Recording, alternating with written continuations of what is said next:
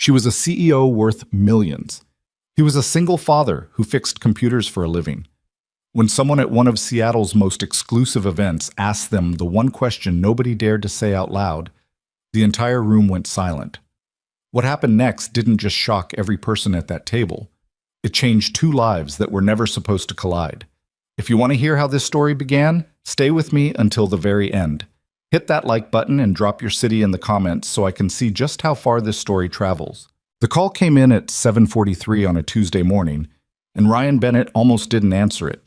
He was standing in the kitchen of his apartment on Rainier Avenue, pouring milk into a bowl of cereal that his 6-year-old daughter had already declared she didn't want. Sophie sat at the table with her arms crossed, her dark hair still tangled from sleep, a look on her face that said she had already made up her mind about how this morning was going to go. "I don't like that kind," she said. "You liked it yesterday." "Yesterday was different." Ryan set the milk carton down and rubbed his eyes. He'd been up since 5, answering emails from 2 different clients, both of whom seemed to believe their computer problems were emergencies on the level of a building fire. His phone buzzed on the counter, and he glanced at the screen. Unknown number, Seattle area code. He picked it up. "Ryan Bennett, Independent IT," he said, balancing the phone between his ear and shoulder while he opened the fridge to find something else Sophie might eat. The voice on the other end was clipped, professional, and clearly stressed. A woman. Not the person who needed help, but someone who worked for the person who needed help. An executive assistant, maybe. She explained the situation quickly. A server failure at a technology company downtown, something involving corrupted backup files, and a system that had locked out every user on the network. Their regular IT contractor was unavailable. Someone had recommended Ryan. Could he come immediately? "How immediate are we talking?" Ryan asked. "An hour ago," the woman said.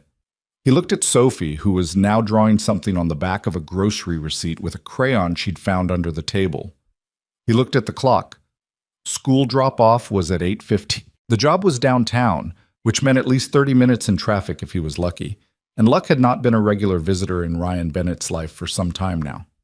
"I can be there by 9, he said. "That works. I'll send you the address." He hung up and crouched down next to Sophie. "Hey, Bug, we gotta move fast this morning, okay? Daddy's got a job." Sophie didn't look up from her drawing. "Can I bring my backpack with the stars on it?" "You can bring whatever backpack you want, but you gotta eat something first." "I'm not hungry." "Then bring a banana for later. Come on, shoes on." They were out the door in 12 minutes, which Ryan considered a personal best. He drove Sophie to Maple Leaf Elementary in his 10-year-old Honda Civic, the one with the check engine light that had been on so long he'd stopped noticing it. He walked her to the entrance, kissed the top of her head, and watched her disappear through the double doors with her star backpack bouncing against her small frame. For a moment, he just stood there on the sidewalk. A couple of other parents passed him, moving in pairs, talking easily about weekend plans and soccer practice schedules. Ryan didn't know any of them well enough to say more than hello. He wasn't unfriendly. He just didn't have time. Between the freelance IT work and raising Sophie alone, his social life had narrowed to the width of a phone screen. He got back in the car and headed downtown.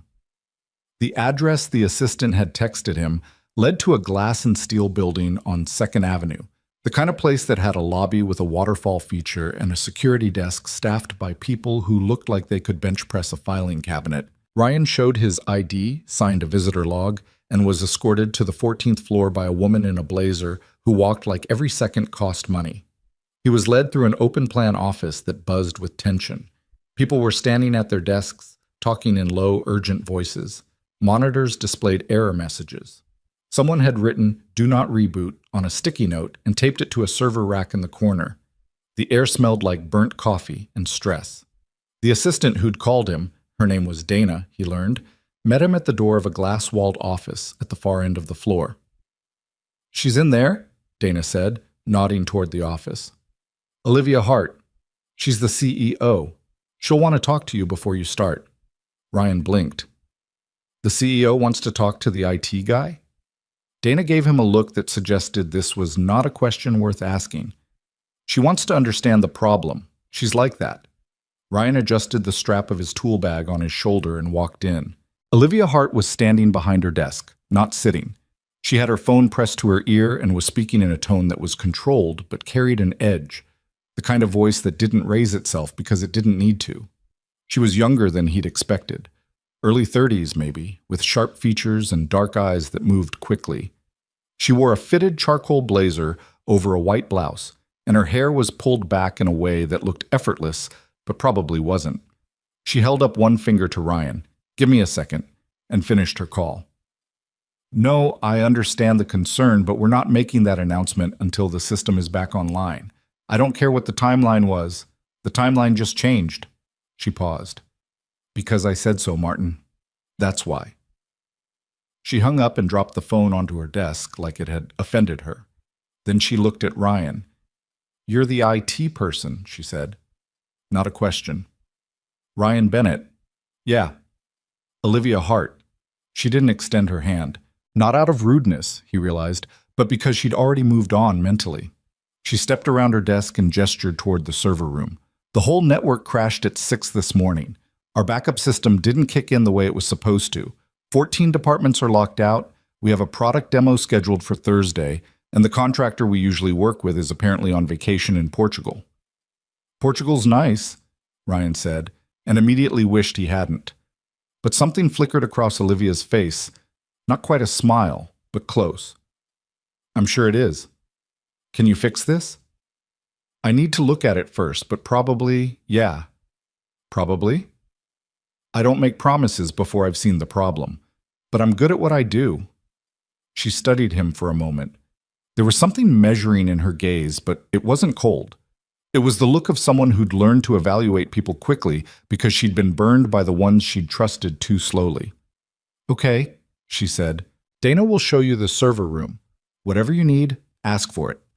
Ryan spent the next 4 hours buried in cable trays and diagnostic screens. The problem was worse than he'd expected, a cascading failure that had started with a firmware update gone wrong and spiraled into corrupted sector allocations across 3 of their primary storage drives. It was the kind of mess that would have taken a corporate IT team a full day to untangle. Ryan did it in 4 hours and 20 minutes, partly because he was skilled, and partly because he'd seen this exact failure pattern before in a smaller company last year and knew the shortcut. By noon, the system was back online. Departments started logging in. The product demo files were recovered. Someone in the office actually clapped, which made Ryan uncomfortable. Dana brought him a cup of coffee he hadn't asked for and told him Olivia wanted to see him again before he left. He found her in the same glass office, but this time she was sitting. Her blazer was draped over the back of her chair, and she looked tired in a way that she probably didn't let most people see. "It's fixed," Ryan said. "I heard. In 4 hours. 4.5, technically. Our last contractor took 2 days to fix something half as complicated." She leaned back in her chair and crossed her arms, but the posture wasn't defensive. It was something else. Curiosity, maybe. "Where did you learn to do that?" "Self-taught, mostly. Started messing with computers when I was 15. Dropped out of a community college program because I was already working faster than the curriculum. Been freelancing for about 8 years now." "No degree?" "No degree." "And you've been doing this independently the whole time?" "I had a regular job for a while. Small company in Bellevue. But after my wife passed, I needed flexibility. Freelancing let me set my own hours around my daughter's schedule." He hadn't planned to say that. He didn't usually mention Jenna to clients. But something about the quiet of Olivia's office, the way she was actually listening instead of just waiting for him to finish, it came out before he could stop it. Olivia's expression shifted. Not pity. He'd seen pity 1,000 times and had learned to recognize it the way you recognize a bad smell. This was something different. Recognition, maybe. The look of someone who understood that life sometimes handed you a version of yourself you hadn't planned on becoming. "I'm sorry," she said, and she meant it. He could tell because she didn't add anything else. "Thanks," he said. "It was 3 years ago. We're doing okay. Sophie, that's my daughter. She's 6. She's the reason I get up in the morning. Well, her and the fact that people keep breaking their computers. That got a real smile from Olivia. Small, but real. It changed her face completely. I'll make sure you're paid by end of day, she said. And I'd like to keep your number on file if that's okay. Our current contractor is apparently more interested in beaches than servers. Sure. And tell Martin, whoever Martin is, you can make that announcement now. The system's solid. Martin is my COO, and I'll be sure to pass that along. Ryan left the building with a check in his pocket and a strange feeling he couldn't name. He wasn't used to being noticed, really noticed, by someone like Olivia Hart. In his world, he showed up, fixed the problem, and left. People were grateful the way they were grateful for plumbers. Glad you existed, but not particularly interested in who you were. Olivia had been interested. He shook it off. She was a CEO running a company with hundreds of employees. He was a guy with a tool bag and a Honda Civic. Whatever he'd felt in that office was probably just the relief of finishing a hard job. He picked up Sophie from school at 3:15 and took her to the park near their apartment. She ran to the swings like she always did, and he sat on the bench, watching her pump her legs higher and higher, her hair streaming behind her. "Daddy, push me," she called. "You're doing great on your own, Bug. But I want to go higher." He got up and pushed her. She squealed with delight, and for a few minutes the world was simple. Just a father and his daughter and the Seattle sky, gray as always, pressing down like a soft ceiling above them. That night, after Sophie was asleep, Ryan sat on the couch with his laptop and went through his emails. 2 new job requests, both small. A follow-up from a client he'd helped last month wanting to know if he could set up a home network. Routine stuff. The kind of work that paid the bills but didn't excite him. He thought about Olivia's office, the view from the 14th floor, the way people moved around her with a kind of focused energy, like she was the center of gravity in that building. He thought about the way she'd asked him where he'd learned his skills, not with condescension, but with genuine curiosity. Like his answer actually mattered. He closed the laptop and went to bed. 3 days later, on a Friday afternoon, Ryan was standing in line at Inkwell Books, a small bookstore cafe in Capitol Hill that he'd been coming to since before Sophie was born. It was one of the few places in the city that still felt like it belonged to regular people. Mismatched chairs, a chalkboard menu, the smell of old paper and fresh coffee. Sophie was at a play date, and Ryan had 2 hours to himself, which happened roughly once every lunar eclipse. He was holding a copy of a spy novel he'd been meaning to read for months when he heard a voice behind him. "That's a good one. The ending's terrible, though." He turned around, and there was Olivia Hart. She looked different outside of the office, softer somehow. She was wearing jeans and a simple sweater, her hair down around her shoulders. No blazer, no phone pressed to her ear, no clipped instructions to subordinates named Martin. She had a book tucked under her arm, something with a plain cover that he couldn't read the title of. And she was holding a coffee cup with both hands, the way people do when they're cold or just want something to hold on to. "Olivia," he said, and then felt stupid for stating the obvious. "Ryan." She smiled, and it was the same real smile he'd seen in her office. "The IT savior. What are you doing here?" "Buying a book and pretending I'll have time to read it. You?" "Same, honestly, except I know I won't have time and I'm buying it anyway." They stood in an awkward silence for a moment, the kind that happens when two people who've shared exactly one meaningful interaction run into each other in a completely different context and don't know which version of themselves to be. "Do you want to sit down?" Ryan asked, nodding toward one of the small tables by the window. She hesitated. It was brief, but he noticed it. The calculation. Should she? Could she? What did it mean? He recognized it because he'd done the same calculation in his head before asking. "Sure," she said. They sat across from each other at a table barely big enough for their 2 coffee cups. Outside, the rain had started. The fine, persistent Seattle drizzle that wasn't dramatic enough to complain about, but was relentless enough to seep into your mood if you let it. "So," Olivia said, wrapping her hands around her cup, "how's the independent IT business?" "Thriving, by which I mean I have enough work to keep the lights on and not enough to hire help." "That sounds exhausting." "It is, but it's mine, you know. I set my own schedule. I pick Sophie up from school every day. That matters more to me than scaling up." Olivia nodded slowly, and he could see something working behind her eyes. "I envy that, actually." "You envy my barely scraping by lifestyle?" "I envy the clarity. You know exactly why you do what you do. It's for Sophie. That's a clean motivation. She paused. Running a company, you lose that clarity pretty fast. It starts out being about the product, the idea, the thing you want to build. Then it becomes about growth targets and investor expectations and quarterly projections. And somewhere along the way, you forget why you started. Why did you start? She took a sip of her coffee. I was 24. I'd been working at a tech firm downtown, and I kept seeing these problems that nobody was solving because solving them wasn't profitable enough in the short term. Accessibility tech, mostly. Software that helps people with disabilities interact with standard platforms. I thought I could do it better on my own. She set the cup down.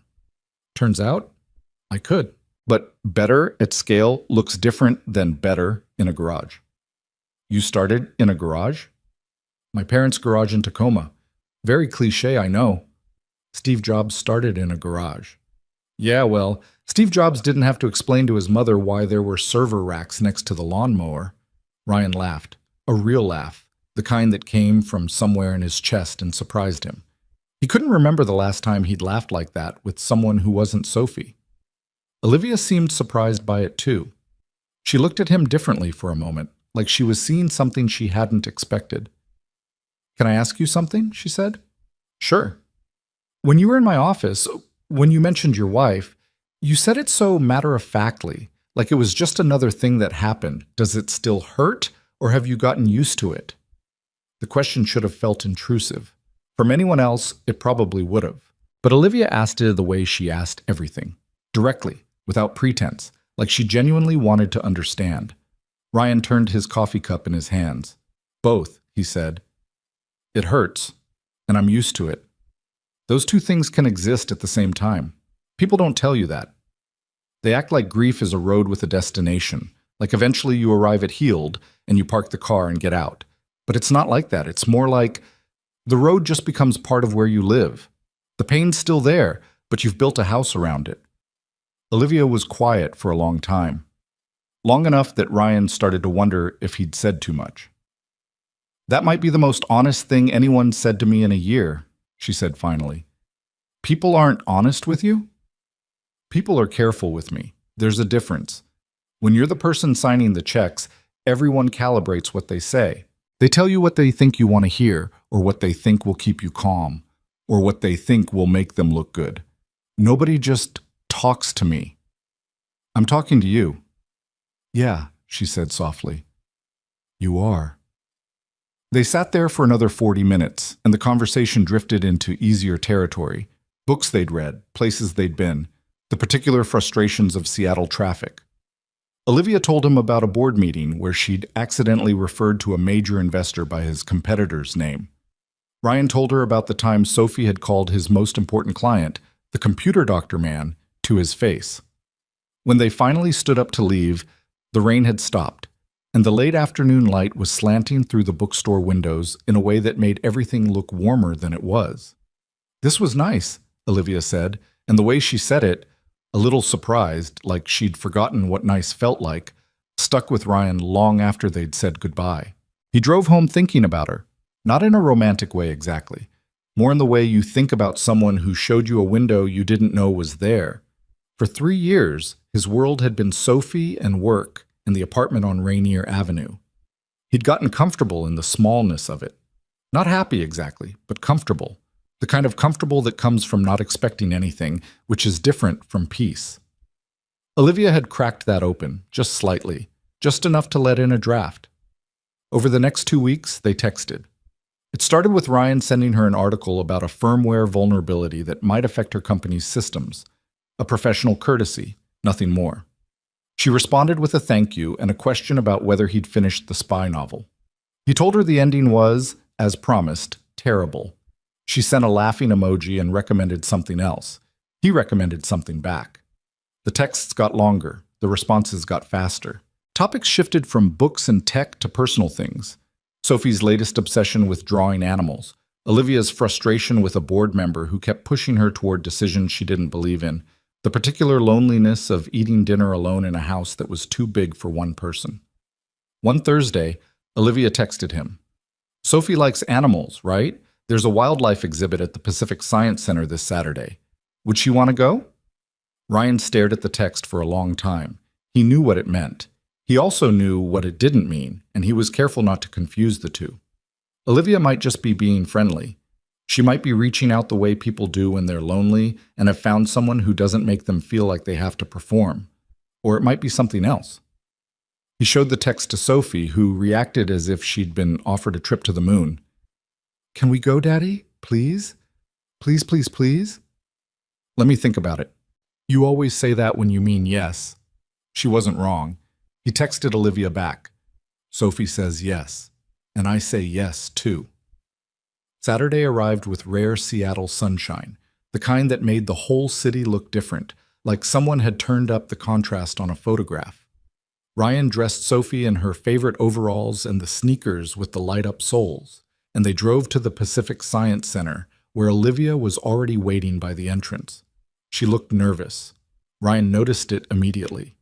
The way she kept adjusting her jacket, the slight uncertainty in her smile. Olivia Hart, the woman who could stare down a boardroom full of investors without flinching, was nervous about meeting a 6-year-old.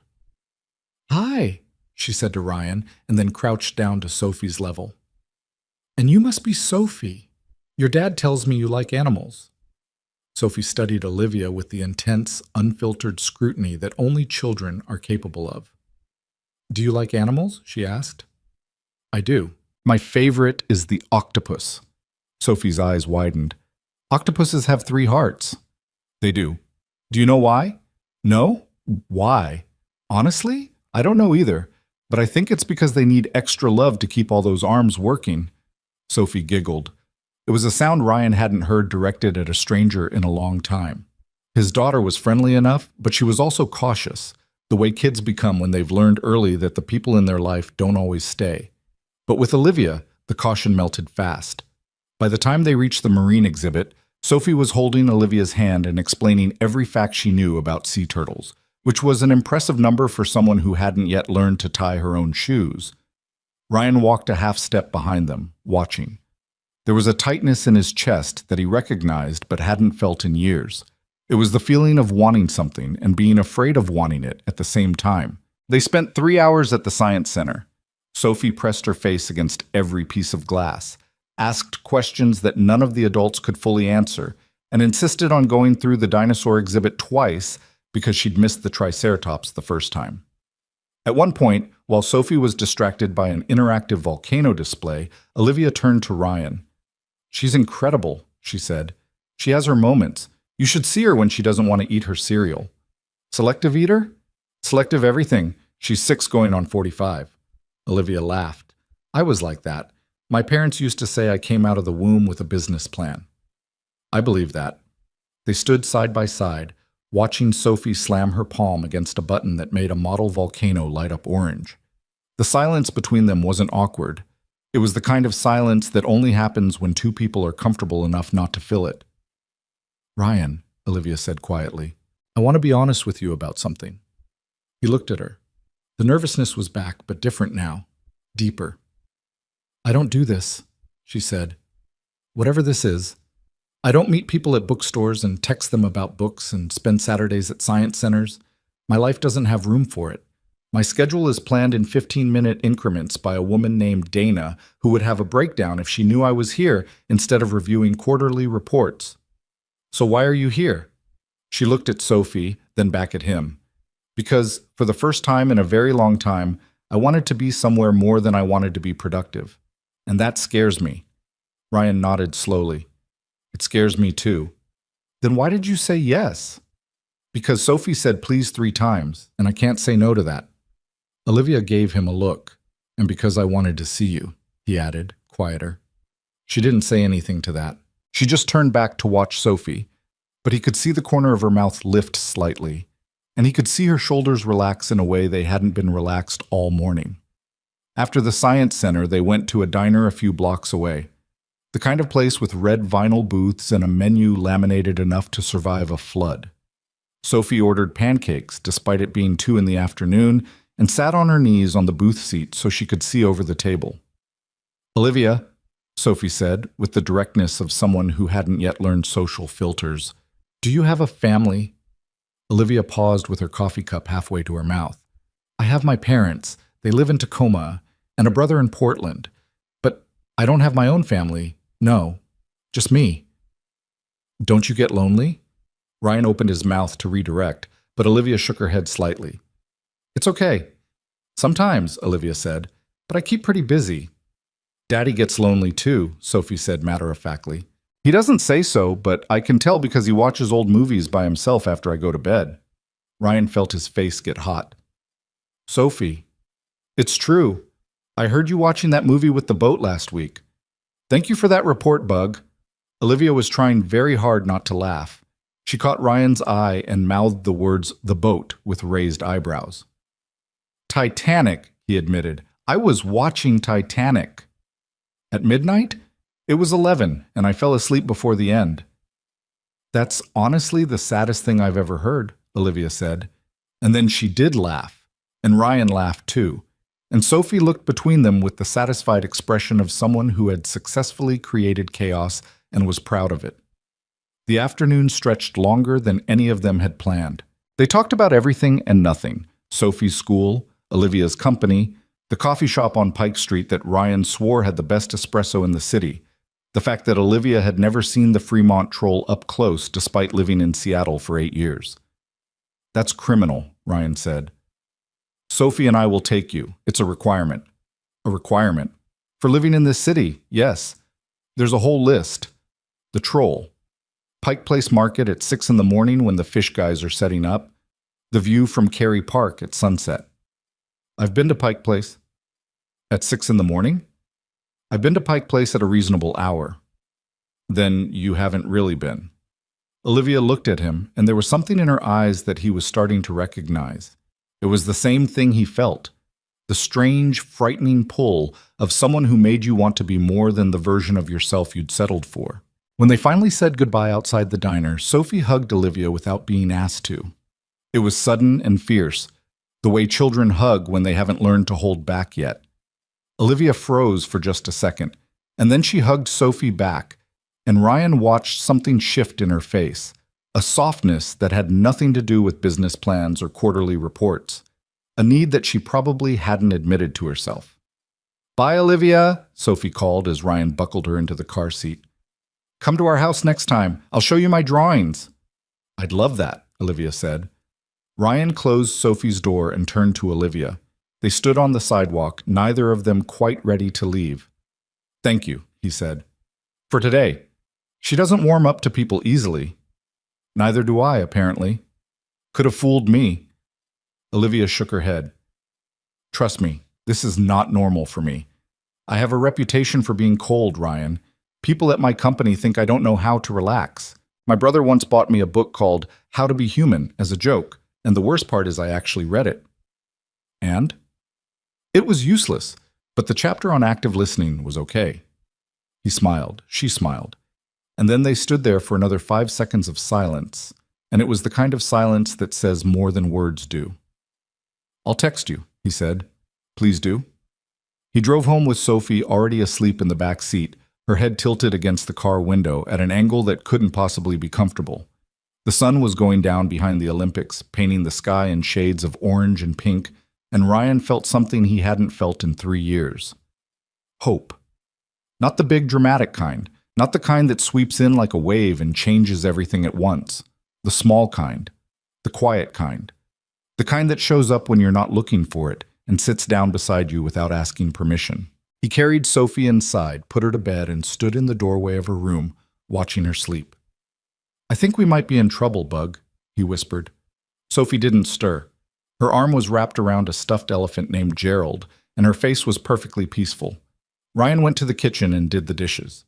He wiped down the counters, he put away the cereal that Sophie still hadn't eaten, and then he sat on the couch and stared at his phone, wondering if it was too soon to text Olivia and knowing that it was, and typing the message anyway. Sophie fell asleep in the car. Pretty sure you wore her out. Thank you for today. It meant a lot. The response came faster than he expected. It meant a lot to me too, more than you know. He read the message twice, 3 times, and then he set the phone down and leaned his head back against the couch and stared at the ceiling of his small apartment, listening to the rain start up again outside, feeling the walls of his careful, protected life begin to shift. It terrified him. But for the first time in a very long time, Ryan Bennett was not just surviving. He was starting to want something more. The texts didn't stop after that Saturday. If anything, they accelerated. Morning messages about coffee, late-night exchanges about nothing important that somehow felt important anyway. Ryan would find himself reaching for his phone between jobs, checking for her name on the screen with a frequency that made him feel like a teenager, which was both ridiculous and undeniable. 2 weeks after the Science Center, Olivia called him instead of texting. It was 9:30 on a Wednesday night. Sophie was asleep. Ryan was sitting on the couch with a bowl of reheated pasta, watching a documentary about bridges that he'd chosen specifically because it required zero emotional investment. "Hey," he said, pausing the TV. "Hey, am I interrupting anything?" "Just a very exciting documentary about suspension cables." "Wow, your nightlife is even worse than mine." "I don't have a nightlife. I have a 6-year-old and a Netflix queue." She laughed and then went quiet for a moment. He could hear something in the background, not silence, but the particular emptiness of a large space with only one person in it. "I had a bad day," she said. Ryan set down his pasta. Olivia didn't call to talk about bad days. She barely acknowledged that bad days existed. In the time he'd known her, she'd mentioned frustrations and annoyances, but never once had she used the word bad about her own experience. "What happened?" "Board meeting, 4 hours. There's a faction, 3 members, who've been pushing me to pivot the company away from accessibility tech and toward commercial enterprise solutions. More profitable, they say. Better margins. And they're not wrong about the numbers. Enterprise clients pay more, they're stickier, and the growth trajectory is cleaner. But accessibility is why I started this company. It's the whole reason we exist.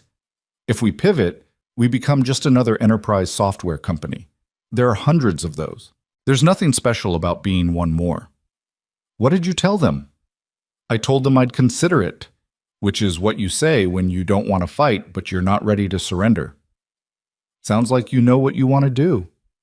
"I know what I want to do. I don't know if I can afford to do it. The company's growing, but not fast enough for the investors. They want returns. That's their job. And if I push back too hard, they'll start looking for someone who won't." "Someone to replace you?" "As CEO, yeah. It happens. Founders get pushed out all the time when the board decides the company's outgrown them. It's not even personal. It's just math." Ryan was quiet for a moment. He didn't know anything about boards or investors or corporate governance. His world was circuit boards and Ethernet cables and making sure Sophie had clean socks for school. But he knew what it felt like to have something you'd built threatened by forces you couldn't control. "Can I say something that might sound stupid?" he asked. "Please?" When Jenna got sick, when things started getting really bad, every doctor we talked to had an opinion about what we should do. Treatment plans, experimental programs, clinical trials, they all had numbers to back up their recommendations, success rates, survival percentages. And every single one of them was technically right about their numbers. But none of them knew Jenna. None of them knew what she actually wanted. What did she want? She wanted to be home. She wanted to be with Sophie. She wanted to stop being a patient and just be a person for whatever time she had left. And when we finally made that decision to stop chasing the numbers and just live, everyone told us we were making a mistake. The doctors, our families, even some of our friends. They all thought we were giving up. Were you? No. We were choosing. There's a difference. The line was quiet for a long time. When Olivia spoke again, her voice was thicker than before. "Ryan, I'm sorry. I called you to complain about a board meeting, and you just... Don't do that. Don't rank pain. A board meeting that threatens everything you've built is a real problem. You don't have to compare it to anything else." She exhaled slowly. "How are you this decent?" "I'm not decent. I'm just tired enough to be honest." "Well, your honesty is inconvenient. I was fully committed to feeling sorry for myself tonight." "You still can. I'm just saying your gut is probably right. About the company." "My gut is expensive. My gut might cost me everything." "Yeah, but at least it's yours." When they hung up, Ryan sat in the dark living room and thought about what he'd said. He hadn't talked about Jenna's last months to anyone outside of his grief support group, which he'd attended for exactly 4 sessions before deciding that talking about his feelings in a circle of folding chairs was not his preferred method of processing loss. But he'd told Olivia, just like he'd told her in her office that first day. Something about her made the words come out in the right order, without the armor he usually wrapped around them. It was dangerous, and he knew it. He went to the kitchen and washed his pasta bowl. The following Saturday, Olivia made good on the rain check. She came to their apartment on Rainier Avenue, and Ryan had spent the entire morning trying to make the place look less like a single father's apartment and more like a home where an actual adult lived. He scrubbed the bathroom. He hid the pile of unfolded laundry in his closet. He even bought a plant, a small fern from the hardware store, and set it on the kitchen counter where it looked vaguely out of place, like a guest who'd wandered into the wrong party. Sophie had been counting down the hours since breakfast. Is she here yet? Not yet. Now? Sophie, she said noon. It's 10:15. That's basically noon. When Olivia finally arrived, she brought a gift for Sophie. A set of colored pencils, the professional kind with 72 colors and a carrying case. Sophie stared at them like they were made of gold. These are real artist pencils, Sophie whispered, holding the case with both hands. They are. I figured if you're going to show me your drawings, you should have proper tools. Sophie immediately dragged Olivia to her room, which was small and cluttered with books and stuffed animals and taped up artwork covering nearly every inch of wall space. Ryan followed, leaning in the doorway, watching his daughter pull drawings from a folder and explain each one with the intensity of someone presenting a doctoral thesis. This is a cat, but it's a magic cat. See the wings? And this is our apartment, but I made it bigger because I wanted more rooms. And this is Daddy fixing a computer. See, that's the computer, and that's Daddy looking frustrated. Olivia studied each drawing seriously, asking questions, pointing out details. She didn't do the thing that most adults did, the quick glance, the, oh, how nice. She actually looked. She treated Sophie's art the way she probably treated financial reports, with full attention and genuine engagement. Ryan watched them from the doorway, and the tightness in his chest was back. For lunch, he made grilled cheese sandwiches, the only thing he could cook that he was fully confident wouldn't be terrible. They ate at the small kitchen table, Sophie between them, chattering about her teacher, Mrs. Nakamura, who apparently had a pet turtle that lived in the classroom and was named President. President? Olivia said. President the turtle. He's very slow. Mrs. Nakamura says he's dignified. He sounds dignified. He pooped on the reading rug last week. Even dignified creatures have bad days. Sophie laughed so hard she almost knocked over her juice.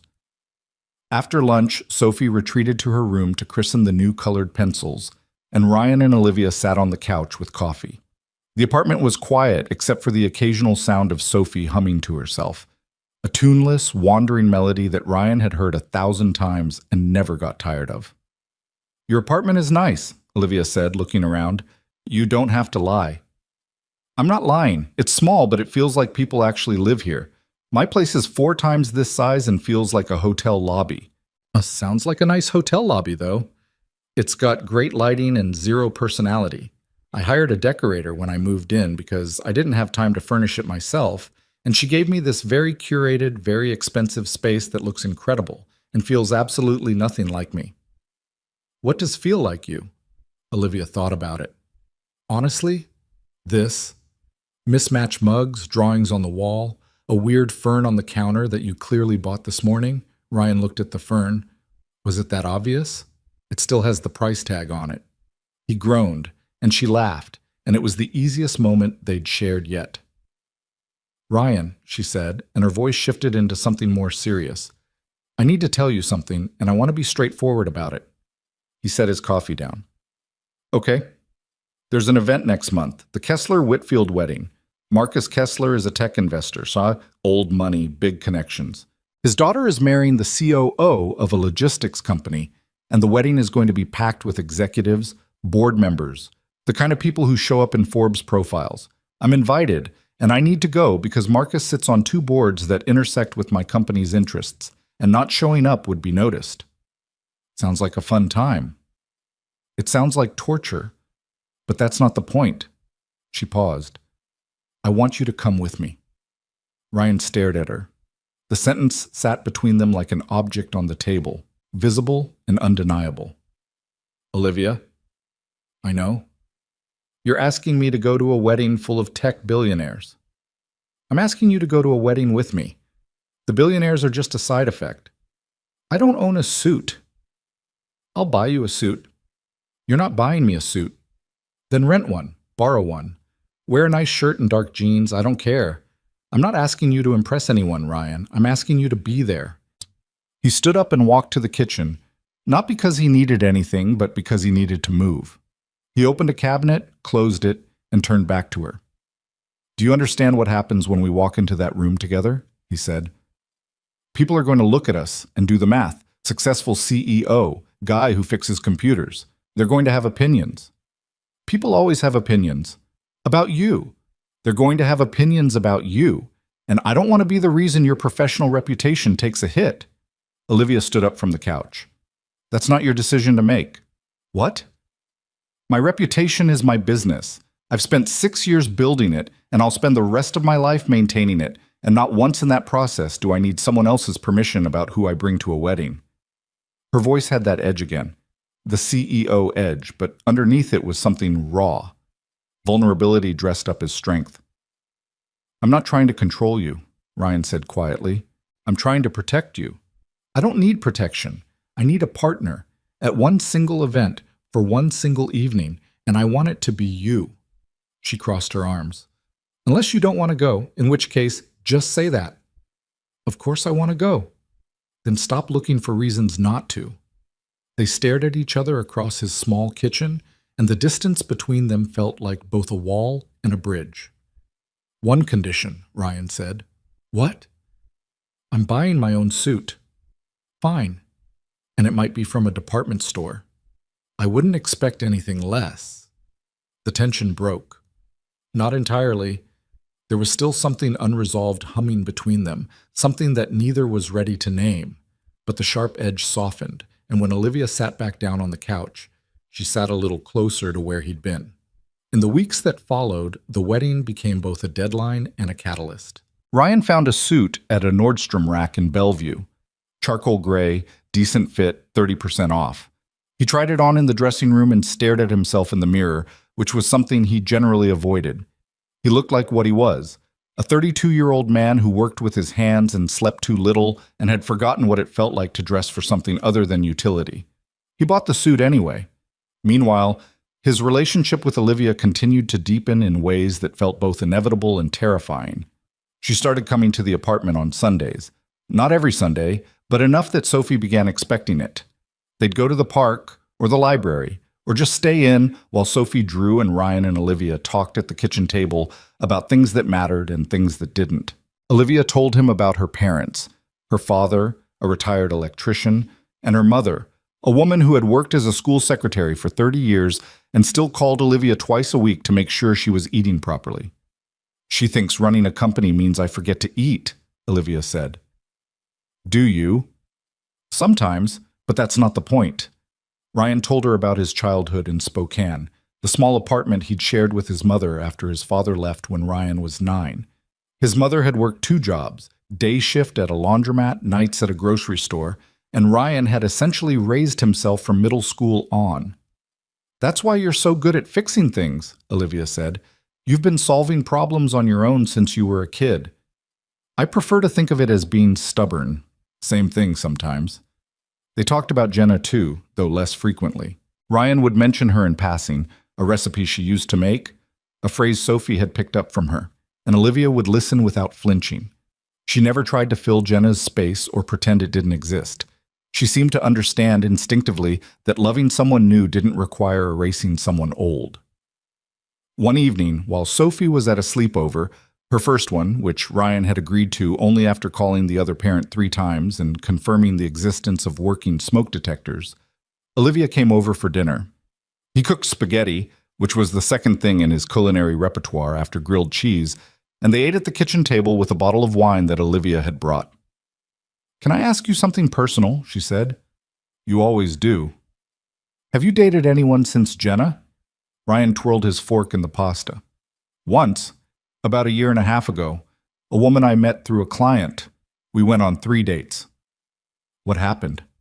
Nothing happened. That was the problem. She was perfectly nice, and I felt absolutely nothing, like eating food with no flavor. Every conversation was fine, and I dreaded every one of them. That sounds worse than a bad date. It was. A bad date at least gives you a story. 3 mediocre dates just makes you wonder if you're broken. You're not broken. I know that now. He said it simply, without emphasis, but the weight of it settled between them. Olivia set her fork down and looked at him with an expression he hadn't seen before. Open, unguarded, scared. Ryan, what are we doing? What do you mean? I mean this. Us, the texts, the visits, the science center, the drawings, dinner at your kitchen table on a Thursday night. What is this? He leaned back in his chair. I think you know what it is. I want to hear you say it. Why? Because I need to know I'm not imagining it. Because I've spent 6 years being the person who makes decisions and gives directions and stays in control, and right now I have no control at all, and that's terrifying, and I need to hear you say it. Ryan looked at her across the table. The kitchen light was harsh and slightly yellow, and there was a stain on the tablecloth from Sophie's juice, and the faucet had a slow drip he kept meaning to fix. It was not a romantic setting. It was not a scene from a movie. It was just his kitchen, his life, and a woman sitting across from him asking for the truth. I have feelings for you, Olivia. Real ones. The kind that scare me. The kind I didn't think I'd feel again. She closed her eyes. When she opened them, they were bright. Okay, she said softly. Okay. Okay. Because I have them too, and I'm absolutely terrified. Good. Then we're both terrified. At least we're not alone in it. She laughed, a shaky, relieved laugh, the kind that comes out when you've been holding your breath without realizing it. He reached across the table and took her hand. Her fingers were cold. She held on tight. They sat like that for a long time, not talking, just holding on. The faucet dripped. The refrigerator hummed. Somewhere outside, a car horn honked. It was not a grand romantic gesture. There were no fireworks, no swelling music, no dramatic declaration under the stars. It was 2 people at a kitchen table with spaghetti and cheap wine, admitting that they wanted each other and being honest about how much that cost. Later, after Olivia had gone home and Ryan was cleaning up, he found himself standing at the kitchen sink, scrubbing a pot and thinking about what he'd said. Real feelings, the kind that scare me. He'd meant every word, and that was exactly the problem. Because Ryan Bennett knew from experience what it meant to love someone completely. He knew the height of it and the depth of it, and the particular devastation of having it taken away. He knew what it felt like to sit in a hospital room at 3 a.m, holding a hand that was growing colder, making promises he couldn't keep. He knew that love was not safe. It had never been safe. And choosing it again with full knowledge of what it could cost was either the bravest or the most foolish thing he'd ever done. He finished the dishes. He checked the door locks. He looked in on Sophie's empty room and felt the specific ache of a parent whose child is sleeping under someone else's roof for the first time. Then he picked up his phone and texted Olivia. I'm glad you asked me to say it. The reply came 30 seconds later. I'm glad you did. The night of the Kessler-Whitfield wedding arrived on a Friday in mid-October, and Ryan stood in front of his bathroom mirror, wrestling with a tie he hadn't worn since Jenna's funeral. The suit fit better than he'd expected. His shoes were shined. He'd even gotten a haircut, which Sophie had supervised via video call from his mother-in-law's house, where she was staying for the night. You look handsome, Daddy, Sophie had said, tilting her head critically, but your hair is still kind of messy. That's the style, Bug. It looks like you forgot to brush it. Thank you for your honest feedback. Now standing alone in his apartment, he adjusted his tie for the 4th time and tried to steady the drumming in his chest. He wasn't nervous about the suit or the venue or the people. He was nervous about what tonight meant. Walking into that room with Olivia wasn't just attending a wedding. It was a declaration. It was public. It was real in a way that kitchen table confessions and Sunday park visits weren't. A car pulled up outside. A black sedan, not a limousine, because Olivia had specifically said she didn't want to arrive in anything that made them look like they were trying too hard. He grabbed his wallet and his keys and walked out the door. Olivia was in the back seat. She was wearing a dark green dress that he'd never seen before, and her hair was down, and she looked at him as he slid in beside her with an expression that was equal parts warmth and panic. "You look nice," she said. "You look incredible." "I look like I spent 2 hours getting ready, which is accurate and embarrassing." 2 hours well spent. She smiled, but he could see the tension in her jaw. The CEO mask was halfway on, the composed, public-facing version of herself that she wore like armor. But underneath it, the Olivia he knew was pacing. "Hey," he said, taking her hand. "We don't have to stay long." "I know. And if anyone's rude, we leave." "No one's going to be rude. They're going to be polite and curious and slightly condescending, which is worse. Then we'll be polite and curious and slightly condescending right back." She squeezed his hand. "Just don't let go of me." "I won't." The sedan pulled up to the venue, a converted waterfront estate on Mercer Island with views of Lake Washington and enough valets to staff a small hospital. Ryan stepped out first and extended his hand to Olivia, and together they walked through the entrance into a world that was emphatically not his. The first thing Ryan noticed was the sound.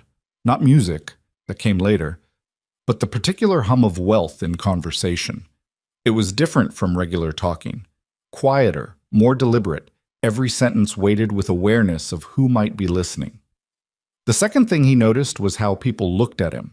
Not rudely, not directly, but with the sideways attention of a crowd that had already cataloged everyone worth knowing and was now trying to place the one person who didn't fit.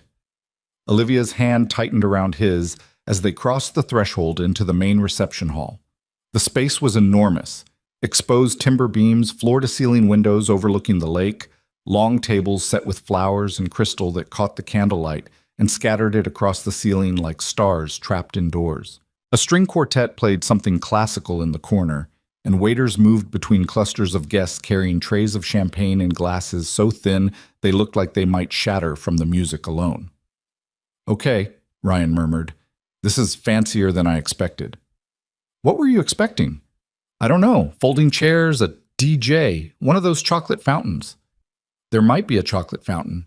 Rich people love chocolate fountains. They just hide them better." A waiter appeared beside them with a tray, and Ryan took a glass of champagne because it seemed like the thing to do. He took a sip and immediately regretted it. The bubbles hit the back of his throat wrong, and he had to suppress a cough. "Easy," Olivia said, fighting a smile. "I'm fine. It's just aggressive champagne. It's Dom Perignon." "It's trying too hard." She laughed, short and genuine, and a few heads turned in their direction. Ryan could see the calculations happening in real time. People registering Olivia's face, recognizing it, then moving their eyes to him and finding nothing to register. He wasn't in their database. He was an unknown variable at an event where everyone was accounted for. They made their way through the room. Olivia greeted people with practiced ease. A handshake here, a smile there, a few words about quarterly results or market conditions that meant nothing to Ryan but clearly meant everything to the people she was speaking to. She introduced him simply. "This is Ryan. Not my boyfriend, not my date, not the man I've been seeing. Just his name, offered without explanation, as if his presence beside her was self-evident and required no justification. Some people accepted it smoothly. Others paused, their eyes doing that subtle flicker between Olivia's face and Ryan's, measuring the gap. A woman in a silver dress, whose name Ryan immediately forgot, leaned in during one such introduction and said, with a smile that was 90% performance, "And what do you do, Ryan?" "I'm an independent IT technician." The pause that followed lasted exactly 2 seconds. It was not a long pause, but in a room where everyone's answer to that question involved C-suite titles and 7-figure revenues, 2 seconds was a canyon. "How interesting," the woman said, in a tone that meant the opposite. Olivia's jaw tightened almost imperceptibly. Ryan saw it because he had learned to read her by now, the micro-expressions she used when she was angry, but choosing not to show it. "Ryan's the person who saved my entire network when it crashed before the Meridian product launch," Olivia said, her voice light but with steel underneath. If he hadn't shown up, we would have missed a demo that secured a $12 million contract. So I'd say his work is fairly interesting. The woman's smile thinned. Of course, I didn't mean... I know what you meant. It's fine. Olivia turned to Ryan. Come on. I want to find our table. As they walked away, Ryan leaned toward her. You didn't have to do that. Yes, I did. She was just making conversation. She was being dismissive. There's a difference, and I don't tolerate it. Ryan didn't argue, partly because she was right, and partly because there was something in the way she defended him, without hesitation, without embarrassment, that made him feel a thing he wasn't sure he'd earned, like she'd already decided he was worth fighting for, even in small ways, even when the stakes were only social. They found their table near the center of the room. It was a round table for 10, already half filled with couples who looked like they'd been vacuum sealed into their formal wear. Ryan pulled out Olivia's chair before sitting down, and a man across the table raised his glass in their direction. Olivia Hart, been a while. James, good to see you. James Chen was broad-shouldered and affable, with the easy confidence of someone who'd been wealthy long enough that he'd stopped thinking about it. He was a venture capitalist. Olivia had mentioned him on the drive over as one of the few investors she actually respected. And who's this? James asked, turning to Ryan with genuine curiosity rather than the performative kind. Ryan Bennett, Ryan said, shaking his hand. Ryan fixed a catastrophic server failure at my company in under 5 hours, Olivia offered. So you're the reason she didn't lose her mind last month. Thank you for your service. James grinned and turned to the woman beside him. This is my wife, Patricia. Patricia was tall and quiet, with an intelligent face and a handshake that was firmer than James's. It's nice to meet someone from outside the usual circle, she said to Ryan, and she meant it. He could tell. The table filled up over the next 20 minutes. Introductions were made, wine was poured, and conversation settled into the rhythms of people who knew each other primarily through transactions. Ryan listened more than he talked, which was his natural mode. He caught fragments. A merger that someone was excited about, a real estate deal that had gone sideways, a debate about whether a particular startup was overvalued or merely ambitious. He was out of his depth, and he knew it, but he wasn't drowning. He was floating, letting the current carry him, paying attention, learning the rules of a world he'd never asked to enter. Dinner was served in courses. The salad was composed of ingredients Ryan couldn't identify. The main course was a cut of beef so tender it practically dissolved, with a sauce that tasted like someone had reduced a bottle of expensive wine into a tablespoon of liquid. Ryan ate carefully, watching which fork Olivia used and mirroring her. You're doing great, she whispered at one point, leaning toward him. I just used the wrong knife for the bread. Nobody noticed. The waiter noticed. He gave me a look. That's his job. He gives everyone a look. By the time dessert arrived, some kind of layered pastry that was more architecture than food, the conversation at the table had loosened. The wine was doing its work. People were talking over each other, laughing, dropping the professional veneer for something closer to actual personality. That was when it happened. A man at the far end of the table, Victor Crane, someone had said during introductions, a senior executive at a consulting firm with offices in 6 countries, set down his wine glass and turned his attention to Ryan and Olivia.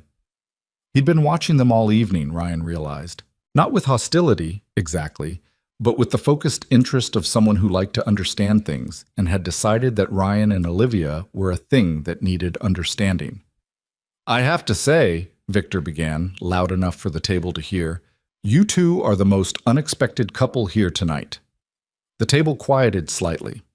Not a dramatic silence, more like the volume being turned down from 7 to 4. Enough that Victor's words hung in the air. Unexpected how? Olivia asked. Her tone was neutral, but Ryan could feel her stiffen beside him. Oh, come on, Olivia. You know what I mean. A tech CEO and an IT technician. It's like a movie premise. He smiled, the kind of smile that thinks it's charming. How old are you two, anyway? The table went fully quiet. It wasn't just the question. It was the way he asked it, casually, publicly, wrapped in enough social lubrication to make it seem friendly, but with an undercurrent that everyone at the table recognized. He wasn't asking their ages. He was asking the real question. the one that had been circling the room all night like a predator looking for an opening. What is she doing with him? Ryan felt Olivia freeze. Her hand, which had been resting on the table near his, pulled back an inch.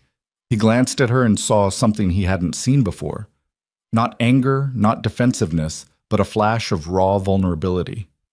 The fear that she'd spent the whole evening holding at bay was now standing in front of her, wearing an expensive suit and a condescending smile. The table was watching them. James Chen's jaw had tightened. Patricia was looking at Victor with barely concealed contempt.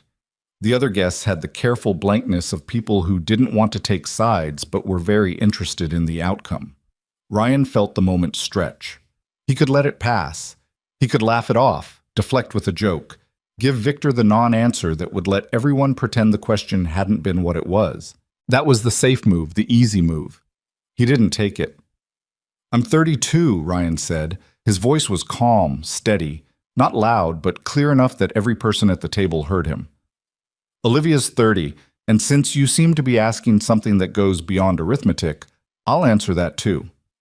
Victor's smile flickered. "I'm a single father," Ryan continued. "My wife died 3 years ago.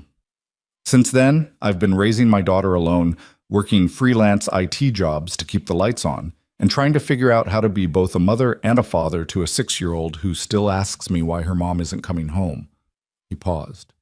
Not for effect, because the words were heavier than he'd expected, and he needed to breathe. "I didn't plan on meeting anyone. I wasn't looking for it. I walked into Olivia's office to fix a server crash, and she was the first person in 3 years who didn't look at me like I was something broken that needed sympathy." The table was silent. Not the uncomfortable silence of people who wanted to escape, but the held breath silence of people who were listening. "She saw me," Ryan said. "Not my circumstances, not my bank account, not whether I fit into a room like this. She saw who I actually am, and more than that, she let me see who she actually is, behind the company and the title, and everything that everyone in this room thinks they know about her. And the person she is, the real person, is someone I am grateful for every single day." He picked up his glass, not because he wanted a drink, but because he needed something to do with his hands. "So, to answer your question, Victor, yeah, we're unexpected. A lot of the best things in life are." He took a sip of wine, set the glass down. The silence held for 3 more seconds. Then James Chen raised his glass from across the table. "To the unexpected," he said. Patricia raised hers. 2 others followed. Then the rest of the table, one by one, glasses lifting into the candlelight, and the silence broke into something warmer. Not applause, nothing that dramatic, but a shift in the air, a recalibration. Victor Crane picked up his glass last.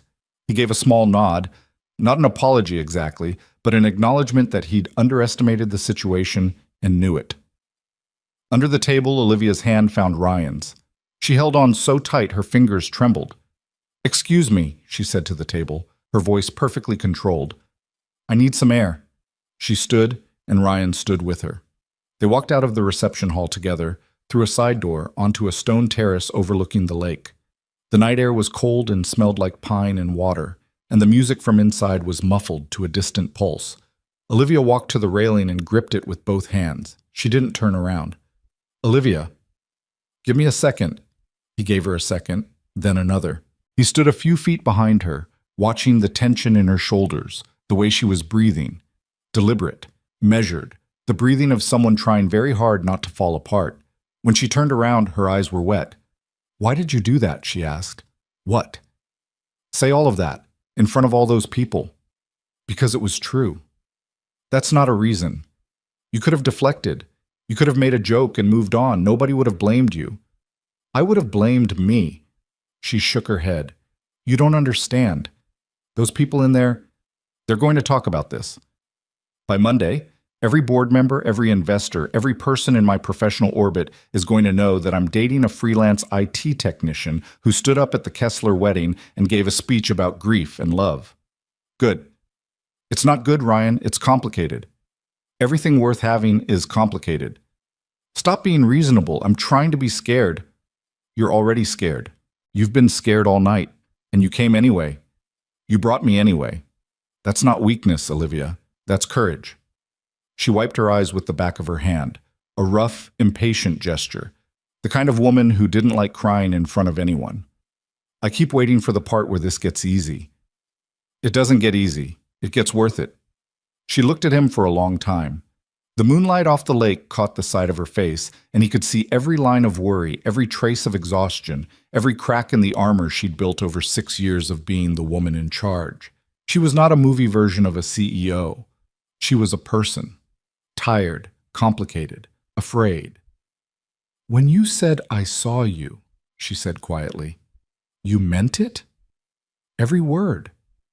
Because I need you to know that you see me too. And that scares me more than any board meeting or investor call or executive who thinks he's clever. Nobody sees me, Ryan. Not the real version. They see the title, the company, the decisions. They see what I produce. But you see the person who goes home to an empty condo and eats takeout standing at the kitchen counter because sitting down at the dining table alone feels too sad. That's the person I want to be with." She closed her eyes, and a tear slid down her cheek, and she didn't wipe it away this time. "Come here," Ryan said. She stepped forward, and he put his arms around her, and she pressed her face against his shoulder. She didn't sob. She wasn't the sobbing type, but she shook, and he held on, and for a few minutes the world narrowed to the two of them on a stone terrace, the lake breathing quietly below, the distant sound of music and laughter from a party that no longer mattered. When she pulled back, she looked different. Not fixed. People didn't get fixed that easily, but lighter, like she'd set something heavy down, at least for the moment. "My mascara is probably destroyed," she said. "You look fine." "You're lying." "I'm lying. You look like a raccoon." She punched his arm, and he laughed, and she almost laughed, and then she did laugh, and they stood there on the terrace laughing like idiots, while 100 of Seattle's most influential people drank expensive wine 30 feet away. "We should go back in," Olivia said. "Do you want to?" She thought about it. Really thought about it. Not just the reflexive answer, but the honest one. "Yeah," she said. "I do. Because if we leave now, it looks like we're ashamed, and I'm not ashamed. Neither am I. Then let's go. But first," she opened her clutch, pulled out a compact mirror, and spent 60 seconds doing damage control. When she was done, she looked nearly the same as before, except for a slight redness around her eyes that could pass for allergies if nobody looked too closely. They walked back in together. The rest of the evening played out differently than the first half. Something had shifted, not just between Ryan and Olivia, but in the way the room received them. Victor's question had been a test, and Ryan's answer had passed it in a way that reshuffled the social deck.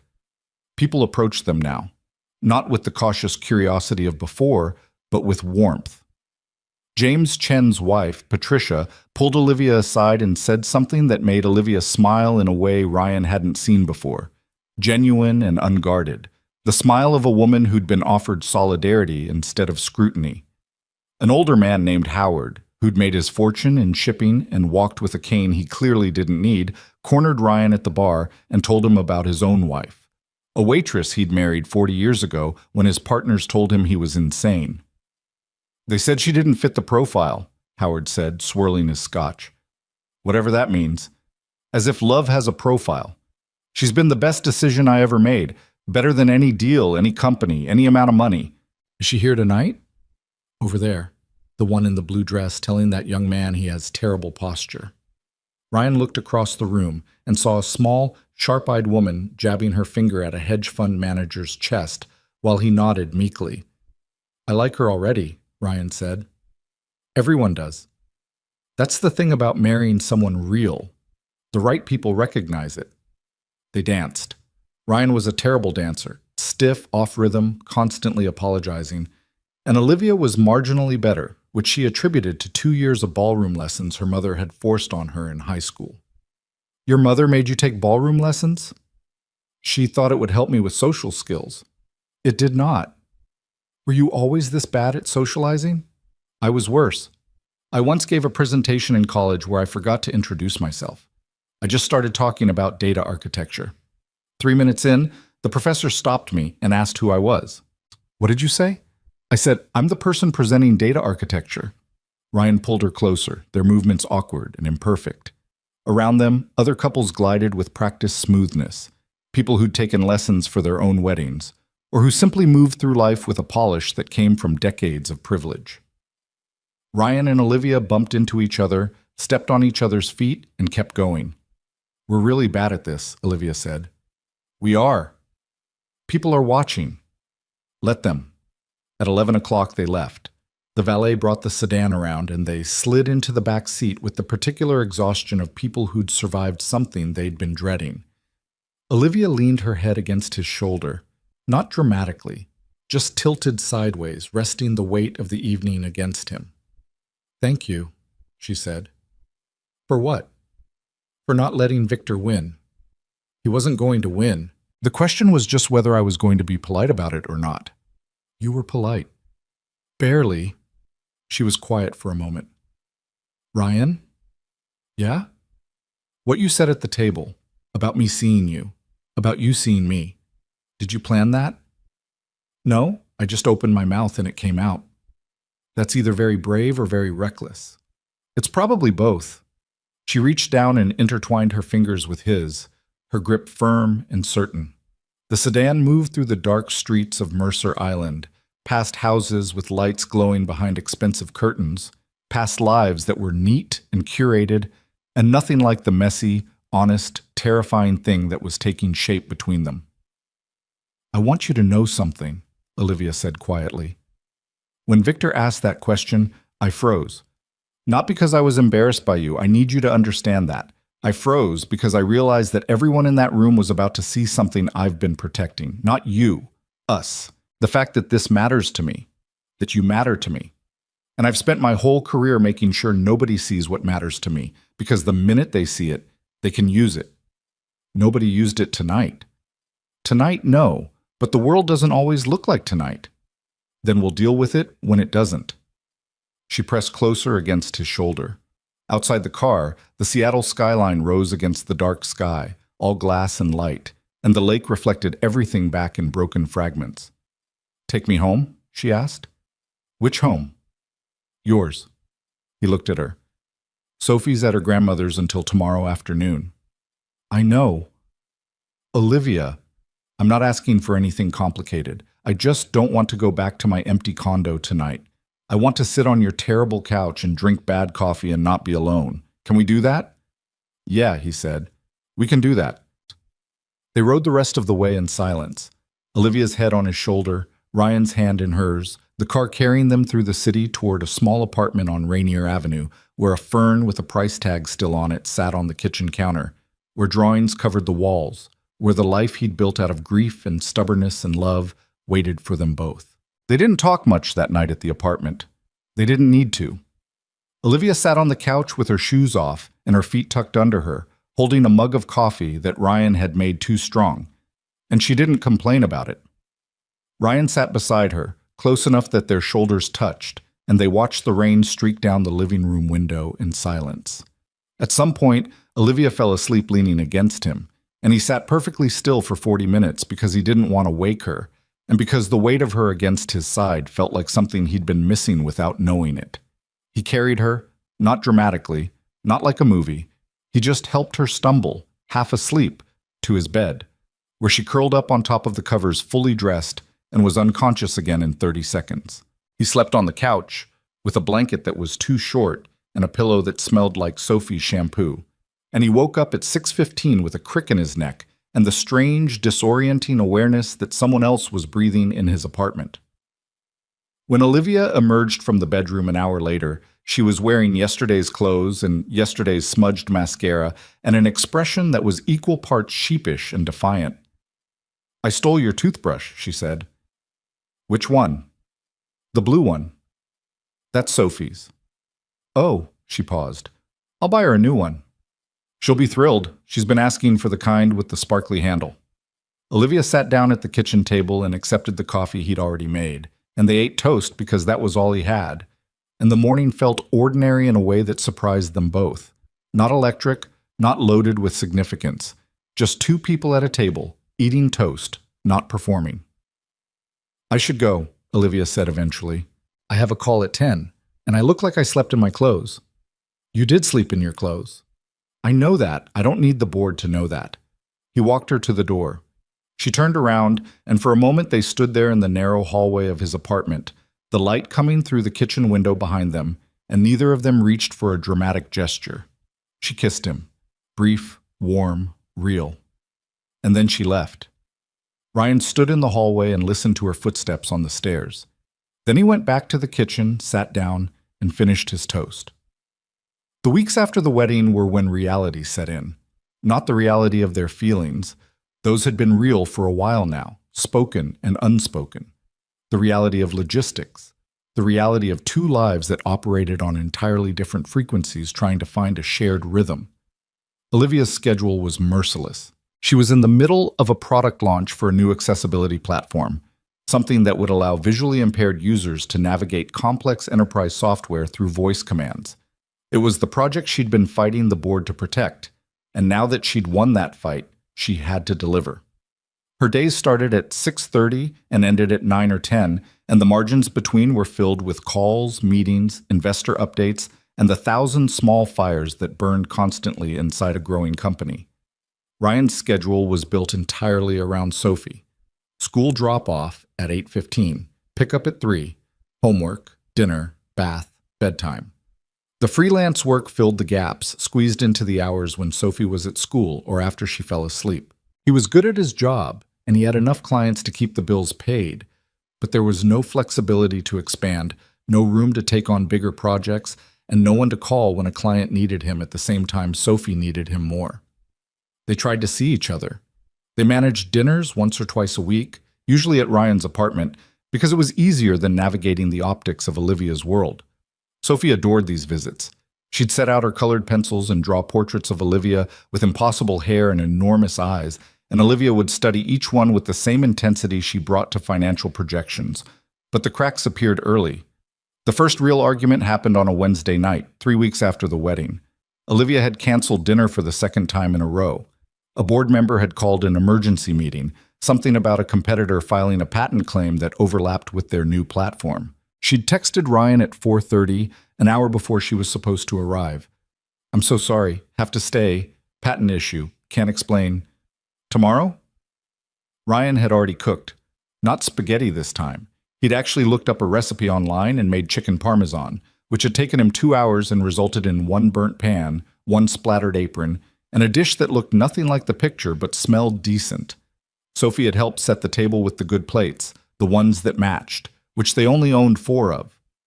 "Is Olivia coming?" Sophie asked, for the 3rd time, sitting at the table with her chin in her hands. "Not tonight, Bug. She had to work late." "She always has to work late." "She doesn't always." "Last time, too, and the time before that, she came late and had to leave early." Ryan looked at his daughter, and the guilt hit him sideways. Not guilt toward Olivia. She had legitimate reasons, every time. But guilt toward Sophie, who had opened her heart to someone new and was now learning that new people could disappoint you the same way the world already had. "Sometimes adults have jobs that don't let them choose their schedule," Ryan said carefully. "It doesn't mean she doesn't want to be here." "Then why isn't she here?" He didn't have a good answer for that. They ate the chicken parmesan in relative silence, and it was too dry, and Ryan scraped the plates afterward with more force than necessary. When he called Olivia that night, after Sophie was asleep, the conversation went wrong almost immediately. "How's Sophie?" Olivia asked. "Disappointed." The word landed harder than he'd intended, or maybe exactly as hard as he'd intended. "Ryan, I'm sorry. The patent claim is serious.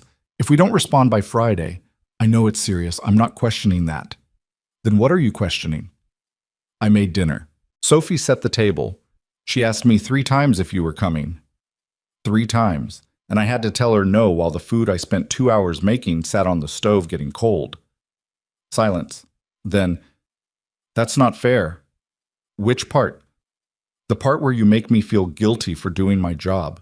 You know what my life looks like. You knew when we started this." "Yeah, I did. And you knew what mine looks like. You knew that Sophie comes first and that she doesn't handle broken promises well because she's already lost one person who was supposed to be permanent." The silence that followed was different, heavier. I didn't promise her, Olivia said quietly. I said I'd try. She's 6. She doesn't hear try. She hears yes. So what do you want me to do? Quit my job? Cancel board meetings? I'm fighting to keep this company alive, Ryan. I'm fighting to build the thing I believe in while 3 men in suits try to turn it into something I don't recognize. And I'm doing it alone. I don't have a partner at work. I don't have a co-founder. It's me. Every decision, every crisis, every late-night call, it's all me. I'm not asking you to choose between me and your company. Then what are you asking? I'm asking you to stop treating this like something you can schedule. Us, Sophie. We're not a meeting you can move to next Tuesday. That's not what I'm doing. It feels like what you're doing. She exhaled sharply. Okay, I hear you, and I'm sorry about Sophie. I'll make it up to her. Don't say that unless you mean it. I mean it. Then show up. That's all I'm asking. Show up when you say you will. They hung up without saying goodnight, which had never happened before. Ryan sat on the couch and stared at his phone and felt the specific frustration of a man who knew he was right, and also knew that being right didn't fix anything. The next morning, a delivery arrived at the apartment. A package for Sophie, no return address. Inside was a hand-painted octopus figurine, ceramic, detailed, clearly not mass-produced, and a note in Olivia's handwriting. For Sophie's collection, this one has 3 hearts just like the real ones. Tell her I'm sorry, and I'll be there Friday. I promise. Sophie clutched the octopus like it was alive. Is it from Olivia? Yeah, Bug, it's from Olivia. Is she coming Friday? She said she is. Sophie looked at the octopus, then at Ryan, with an expression that was too knowing for a 6-year-old. Okay, but if she doesn't come, I'm keeping the octopus anyway. That's fair. Olivia came on Friday.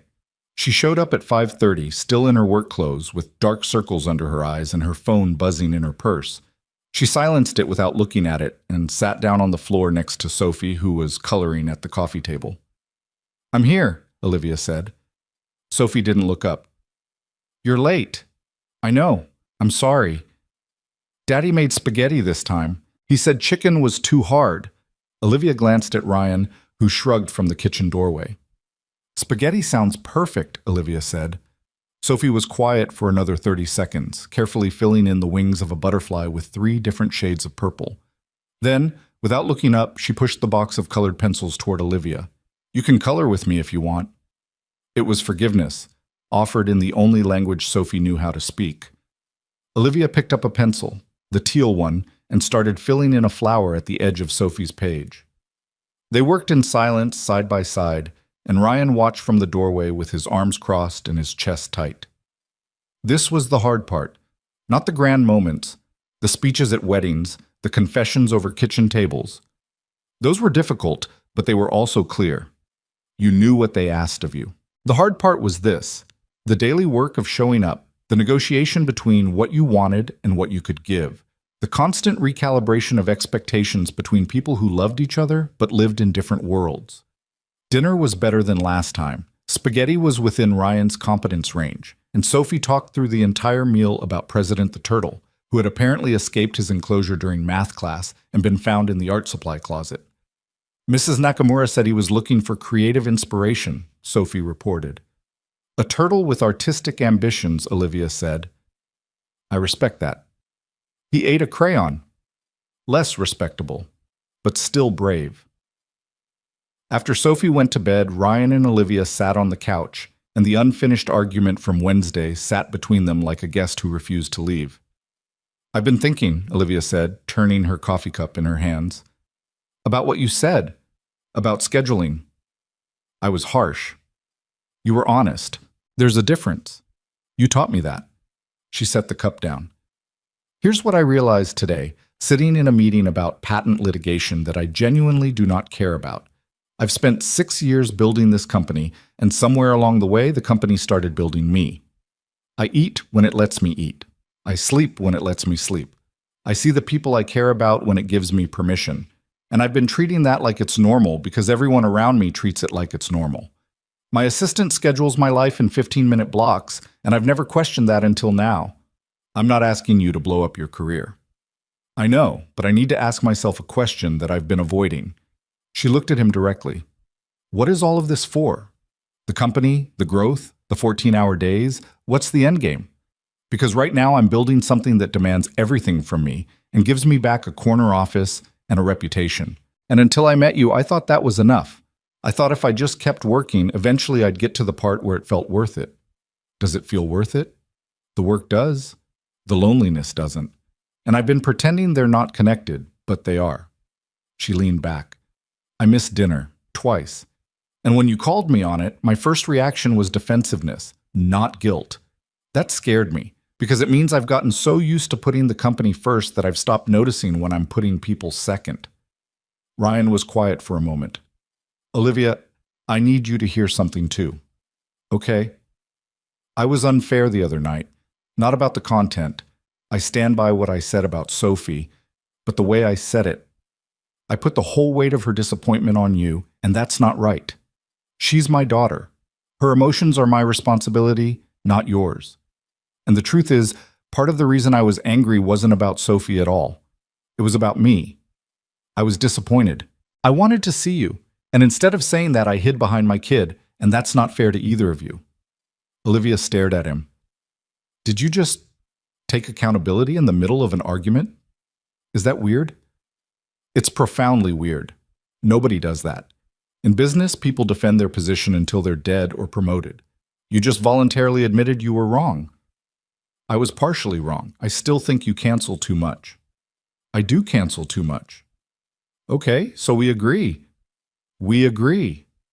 They looked at each other, and the tension that had been building for days didn't evaporate. That wasn't how it worked, but it loosened, like a knot that had been pulled slightly less tight. I want to figure this out, Olivia said. I don't know how, but I want to. Me too. And I want you to know that when I cancel, it's never because you're not important. It's because I haven't figured out how to be important in two places at once. Nobody has. That's why people compromise. I'm not great at compromising. I've noticed. But I'm willing to be bad at it, if you're patient. I've been raising a 6-year-old alone for 3 years. Patience is literally all I have. She laughed, and he laughed. And it wasn't the laughter of two people who'd solved their problem. It was the laughter of two people who'd agreed to keep trying, which was different and harder and more honest. The weeks that followed were messy, not catastrophic, just imperfect. Olivia rearranged her schedule, and it didn't always hold.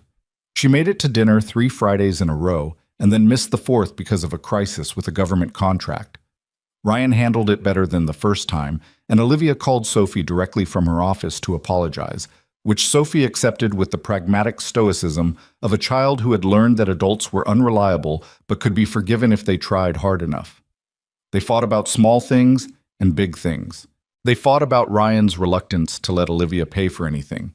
She'd offered to buy him a new laptop when his old one died, and he'd refused so firmly that they didn't speak for 2 days.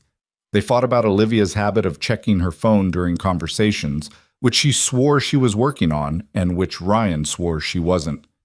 They fought about whether to tell Sophie explicitly that they were in a relationship or whether Sophie had already figured it out on her own.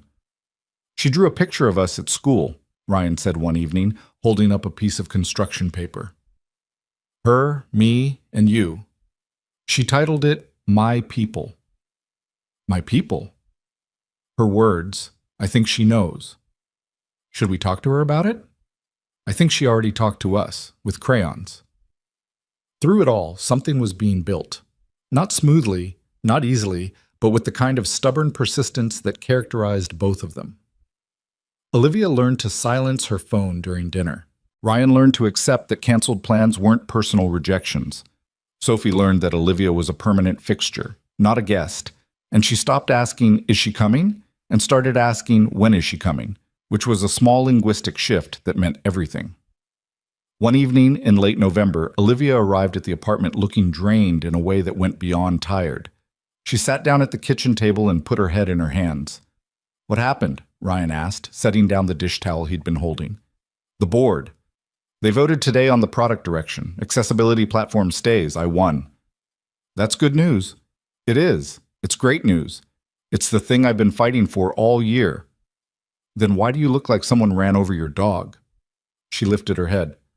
Because winning means delivering, and delivering means the next 18 months are going to be brutal. We're talking global rollout, regulatory compliance in 14 countries, hiring 40 new engineers, raising another round of funding. She paused. It's everything I wanted, and it terrifies me. Ryan sat down across from her. Are you telling me this because you need to vent, or because you're warning me? Both. Okay, vent first. We'll deal with the warning part after. She talked for 30 minutes. About the technical challenges, the hiring pipeline, the investor who'd only agreed to vote her way because she'd promised results within 2 fiscal quarters. About the competitor who'd filed the patent claim, which had been dismissed but had rattled her confidence. About Martin, her COO, who was supportive but stretched thin and who'd started making comments about burnout that she knew were aimed at her. Ryan listened. He didn't offer solutions. He'd learned that Olivia didn't want solutions when she was venting. She wanted someone to hear the weight of what she was carrying without trying to take it from her. When she finished, she looked at him. Okay, now the warning. I'm listening. The next year and a half is going to be the hardest stretch of my career. There will be weeks where I barely sleep. There will be trips, conferences, investor meetings, site visits. I'll miss dinners. I'll be distracted when I'm here. I'll be the worst version of myself on bad days.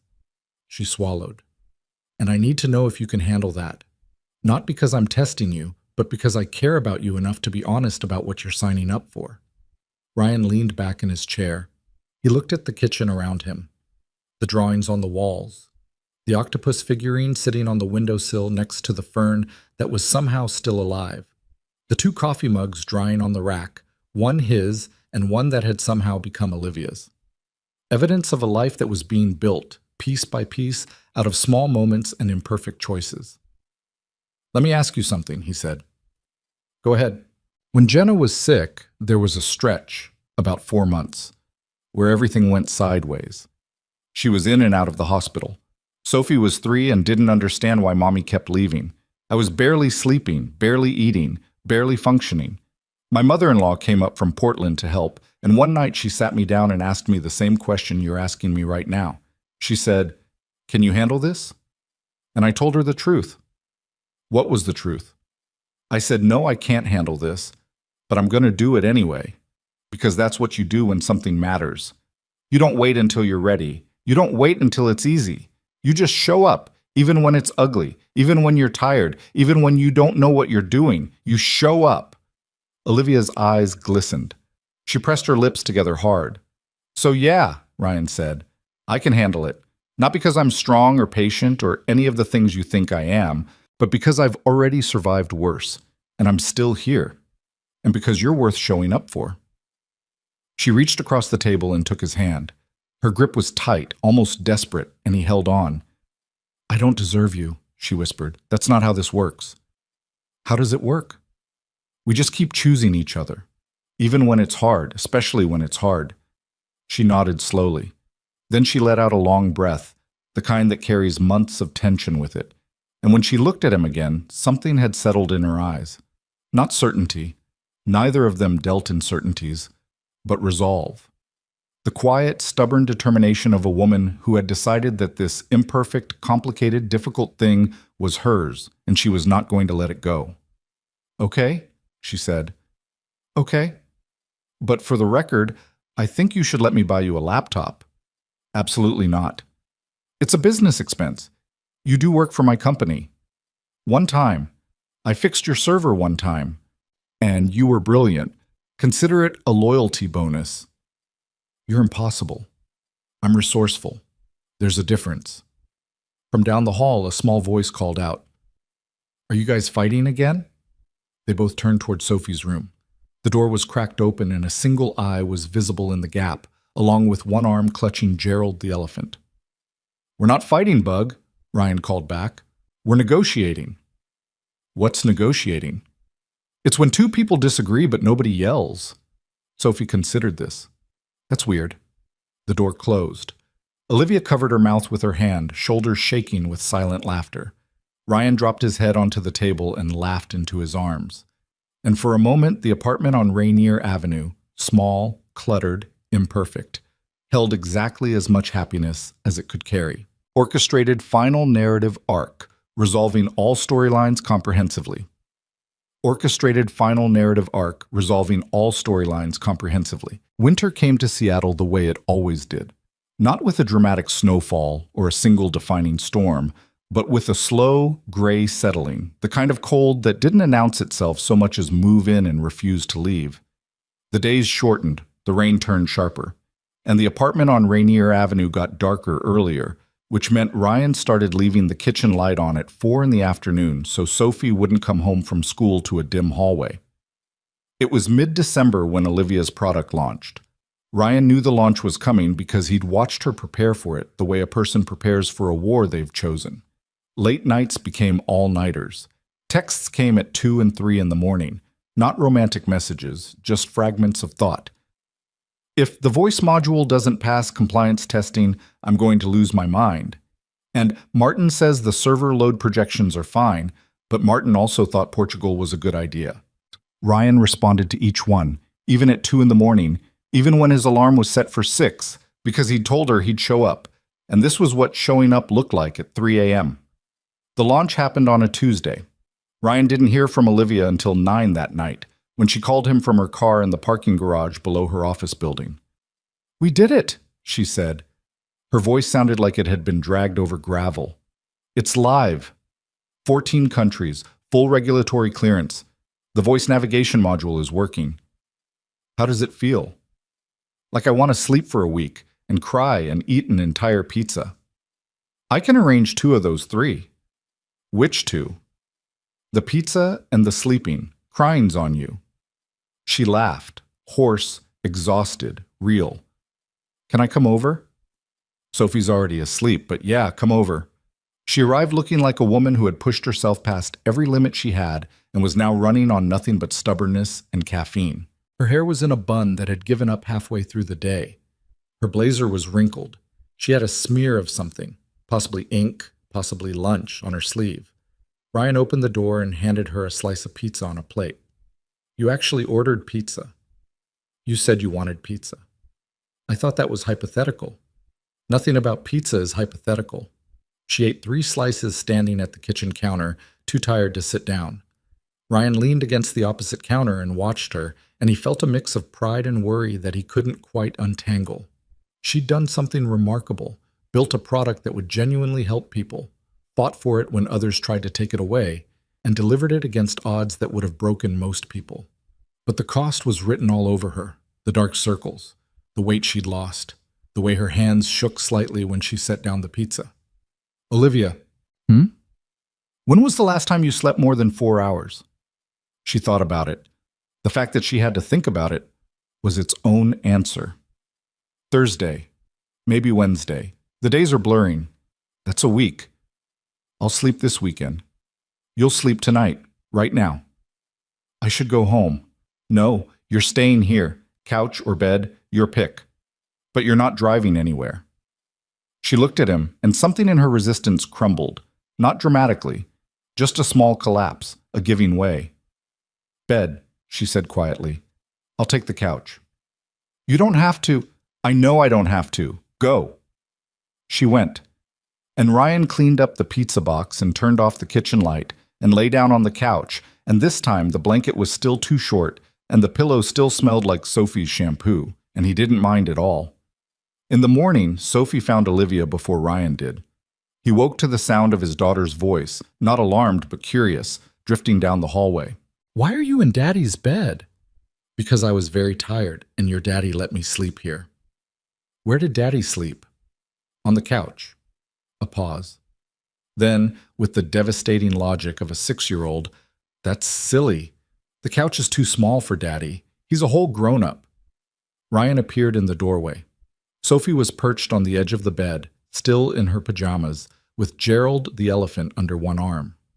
Olivia was sitting up against the headboard, looking more rested than she had in weeks, but still carrying the deep fatigue that doesn't lift in one night. "Morning, Bug," Ryan said. "Daddy, why didn't you just sleep in the bed too? It's big enough." "Because that's not," Ryan started. "We're not," Olivia started. They looked at each other and simultaneously stopped talking. Sophie studied them both with the patient expression of someone dealing with 2 people who were clearly being ridiculous. "You're weird," she concluded, and slid off the bed to go find breakfast. That interaction, small, domestic, unremarkable, turned out to be one of those moments that mattered more than either of them realized at the time. Because what Sophie had said, without knowing she was saying it, was that Olivia's presence in their home had become normal. Not an event, not a visit, just part of the landscape of their life. And the thing about normal was that it changed everything. Christmas arrived, and with it came the question of where to spend it. Ryan's mother-in-law, Linda, had been hosting Christmas at her house in Portland since Jenna died. It was tradition, or rather, it was grief wearing the costume of tradition, a way for Linda to keep her daughter's memory alive through the rituals they'd shared. Ryan had gone every year, and every year it was both comforting and quietly devastating, the empty chair at the table that everyone worked around and nobody mentioned. This year, for the first time, Ryan asked if he could bring someone. The phone call to Linda was one of the hardest conversations he'd had in years. Not because Linda was unkind, she wasn't. She was a retired school teacher with strong opinions and a gentle heart, and she loved Ryan the way she loved her own children, completely, protectively, and with the assumption that she knew what was best for him. "You're seeing someone," Linda said. Not a question. "I am. Her name is Olivia." "How long?" "A few months, but it's serious." The silence on Linda's end was dense with things unsaid. Ryan could hear her breathing, measured and deliberate, the way she breathed when she was processing something that hurt. "Is she good to Sophie?" Linda asked finally. "She's wonderful with Sophie." "And to you?" "She's good to me, Linda. She's really good to me." Another silence. Then, "Bring her." "But Ryan, I'm going to ask her questions. You know that." "I'd expect nothing less." "And I might cry." "I know. Not because I'm unhappy, because my daughter is gone and another woman is sitting at her table, and that's just something I need to feel." "I understand." "Okay." A long breath. "Okay. Tell me about her." Ryan talked for 20 minutes. About the server crash and the bookstore and the science center, about the wedding and Victor Crane and what Ryan had said at that table. About the arguments and the cancellations and the slow, stubborn work of building something real out of two very different lives. By the end, Linda was crying, and so was he, and neither of them pretended they weren't. "She sounds formidable," Linda said. "She is." Jenna would have liked her. The words hit Ryan in the chest like a fist, not because they were painful, but because they were probably true, and the truth of it was almost too much to hold. "Yeah," he said. "I think she would have." The drive to Portland on Christmas Eve was 3 hours of Sophie singing along to holiday songs on the radio, Olivia navigating from the passenger seat with a focus that suggested she was treating the GPS like a board meeting, and Ryan trying to explain to both of them that the car made a funny noise above 60 miles an hour, and it was fine. It had been doing it for months. It was probably just the transmission. "Probably the transmission?" Olivia repeated. "That's what you're going with? Probably?" "It's been doing it since August. If it was going to kill us, it would have done it by now. That's not how cars work. That's exactly how my car works. We have an understanding. An understanding with your transmission. It doesn't judge me, and I don't replace it. Mutual respect." Olivia turned around to Sophie. "Your father is insane." Sophie nodded sagely. "He also won't throw away the toaster, even though it only works on one side." "Sophie, we don't betray family secrets. It's not a secret. The toast is always burnt." They arrived at Linda's house at 4 in the afternoon. It was a modest 2-story in a residential neighborhood, the kind of house that had been lived in properly, gardens that were tended but not manicured, a porch with a chair that had seen 1,000 cups of morning coffee, a front door with a wreath that was slightly crooked. Linda opened the door before they'd reached the steps. She was a small woman with silver hair and Jenna's eyes, or rather, Jenna had had Linda's eyes, the same pale blue, the same directness. She hugged Ryan first, long and tight, and then dropped to her knees to embrace Sophie, who clung to her grandmother with the specific fierceness of a child who understood, in whatever way children understand these things, that this woman was a bridge to someone she couldn't reach anymore. Then Linda stood and looked at Olivia. The two women studied each other for a moment, that felt much longer than it was. Linda's face was composed, but her eyes were bright, and Ryan could see the war happening behind them. The desire to welcome versus the grief of what welcoming meant. Olivia didn't fill the silence. She didn't rush to introduce herself or offer a polished greeting. She just stood there, hands at her sides, and let Linda look at her. It was, Ryan thought, one of the bravest things he'd ever seen her do.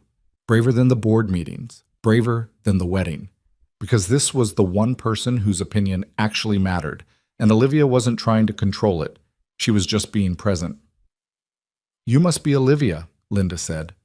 "I am. Thank you for having me." "Ryan tells me you run a technology company." "I do." "And that you're stubborn."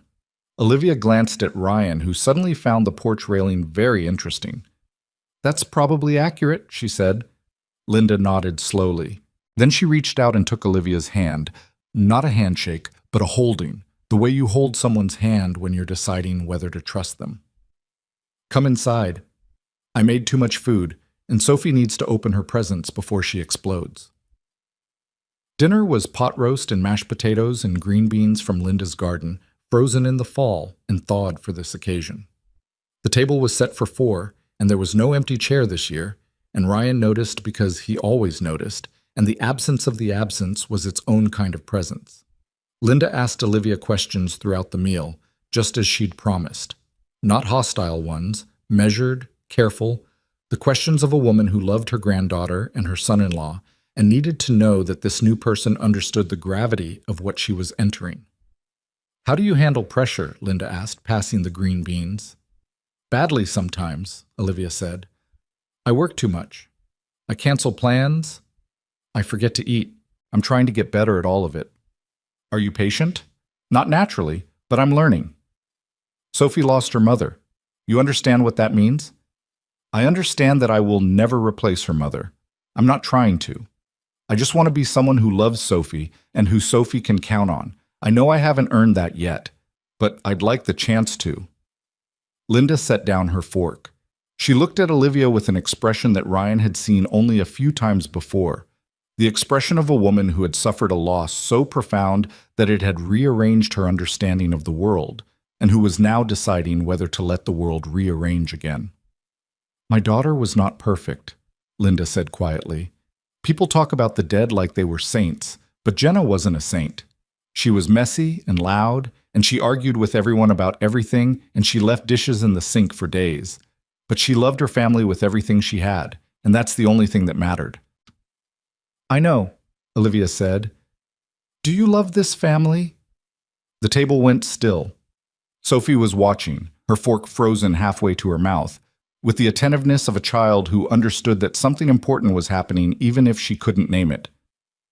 Olivia looked at Ryan, then at Sophie, then back at Linda. "Yes," she said. "I do." Linda held her gaze for a long moment. Then she picked up her fork. "Good. Have more potatoes. You're too thin."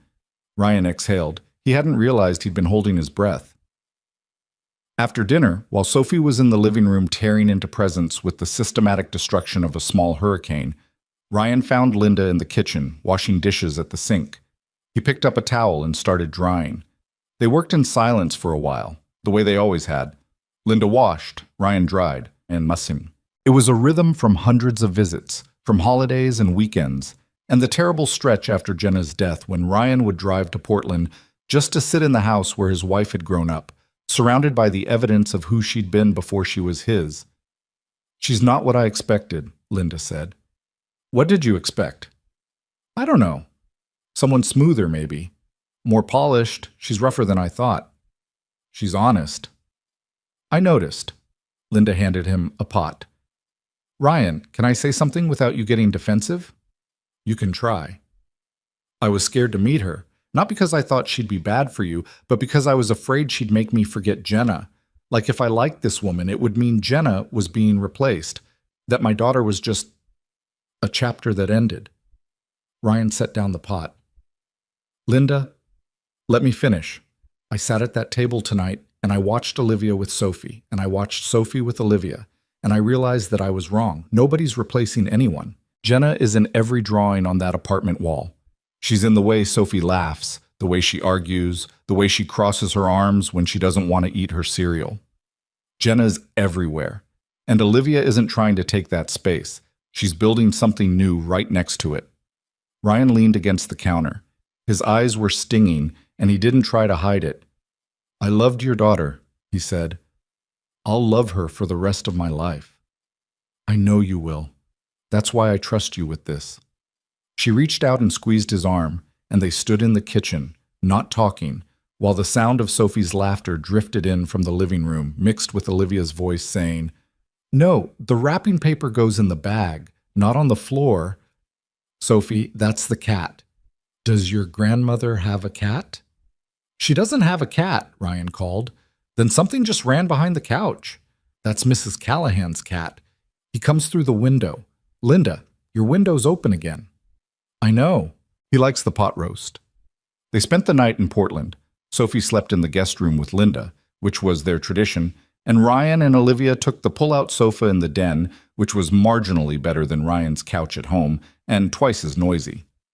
Every shift in position produced a symphony of metal springs.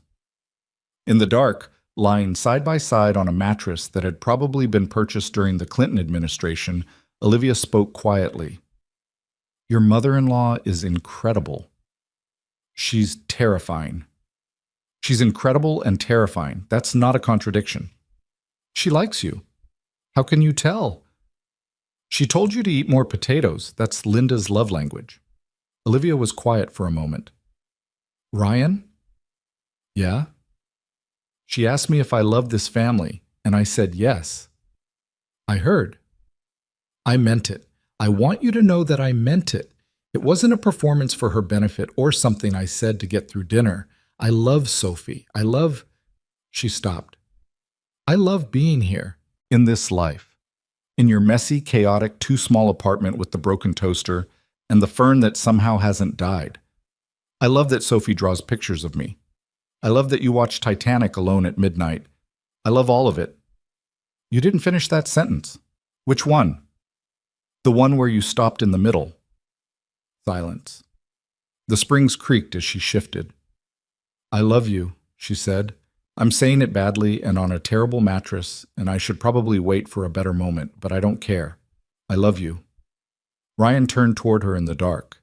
He couldn't see her face clearly, just the outline of it, the faint light from the hallway catching her eyes. "I love you too," he said. "And for the record, there's no better moment than this one." "On a pull-out sofa in your mother-in-law's den?" "On a pull-out sofa in my mother-in-law's den, with a stolen cat somewhere in the house." "Yeah." She laughed, soft, careful, trying not to wake the house. And he pulled her close, and the springs protested loudly, and they both froze. "If Linda hears this mattress, she's going to think," Olivia whispered. "Don't finish that sentence." "I'm just saying, I know what you're saying. Please stop saying it." They lay still, listening. No footsteps. No doors opening. Just the distant sound of rain on the roof and the heater clicking through its cycle. "Merry Christmas," Olivia whispered. "Merry Christmas." The months that followed were not a montage. There was no accelerated sequence of seasons changing and happy moments accumulating, set to uplifting music. There was just life. Daily, persistent, mundane, occasionally beautiful, frequently difficult, always real. Olivia's company grew. The accessibility platform exceeded projections in its first quarter, and the board members who'd tried to kill it were suddenly its biggest champions, which Olivia handled with the gracious professionalism of someone who absolutely kept a mental list of people who doubted her and would never, ever forget. She hired 20 new engineers, expanded into 3 new markets, and was profiled in a technology magazine under the headline, "The CEO Who Bet on People." She hated the headline. "It makes me sound like a motivational poster," she told Ryan. But she framed the article anyway. Ryan's business changed too, though not as dramatically. The exposure from the Kessler wedding, ironically, had brought him new clients. People in Olivia's circle, executives, startup founders, venture capitalists, started calling him when their systems went down. Not because he was Olivia's partner, but because word had gotten around that he was fast, reliable, and didn't overcharge. He hired his first employee in February, a 23-year-old named Marcus who dropped out of the same community college program Ryan had, and who reminded Ryan so much of his younger self that it made him uncomfortable. Sophie turned 7 in March. They threw the party at the apartment, which was too small for the 12 kids who showed up, but exactly the right size for the chaos that ensued. Olivia helped Ryan set up and spent most of the party in the kitchen, assembling sandwiches and refilling juice cups with the focused determination of someone who was treating a children's birthday party like a product launch. "You're taking this very seriously," Ryan observed, watching her arrange animal crackers in a precise circle on a platter. "Every project deserves full commitment. It's crackers. It's Sophie's crackers. They should be symmetrical." At one point during the party, Sophie pulled Ryan aside with the conspiratorial air of a spy delivering classified intelligence. "Daddy," she whispered, "Emily's mom asked me if Olivia is my stepmom." Ryan's stomach dropped. "What did you say?" "I said, she's Olivia, and she's part of my people." "That's a good answer, Bug." "I know, but Daddy? Yeah? What is she? Like, actually?" Ryan looked across the room at Olivia, who was now engaged in a heated negotiation with a 7-year-old boy about whether dinosaurs could beat robots in a fight.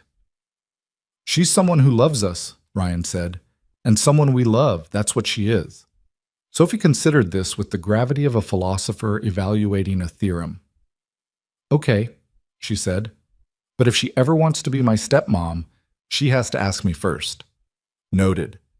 And she has to bring more octopuses."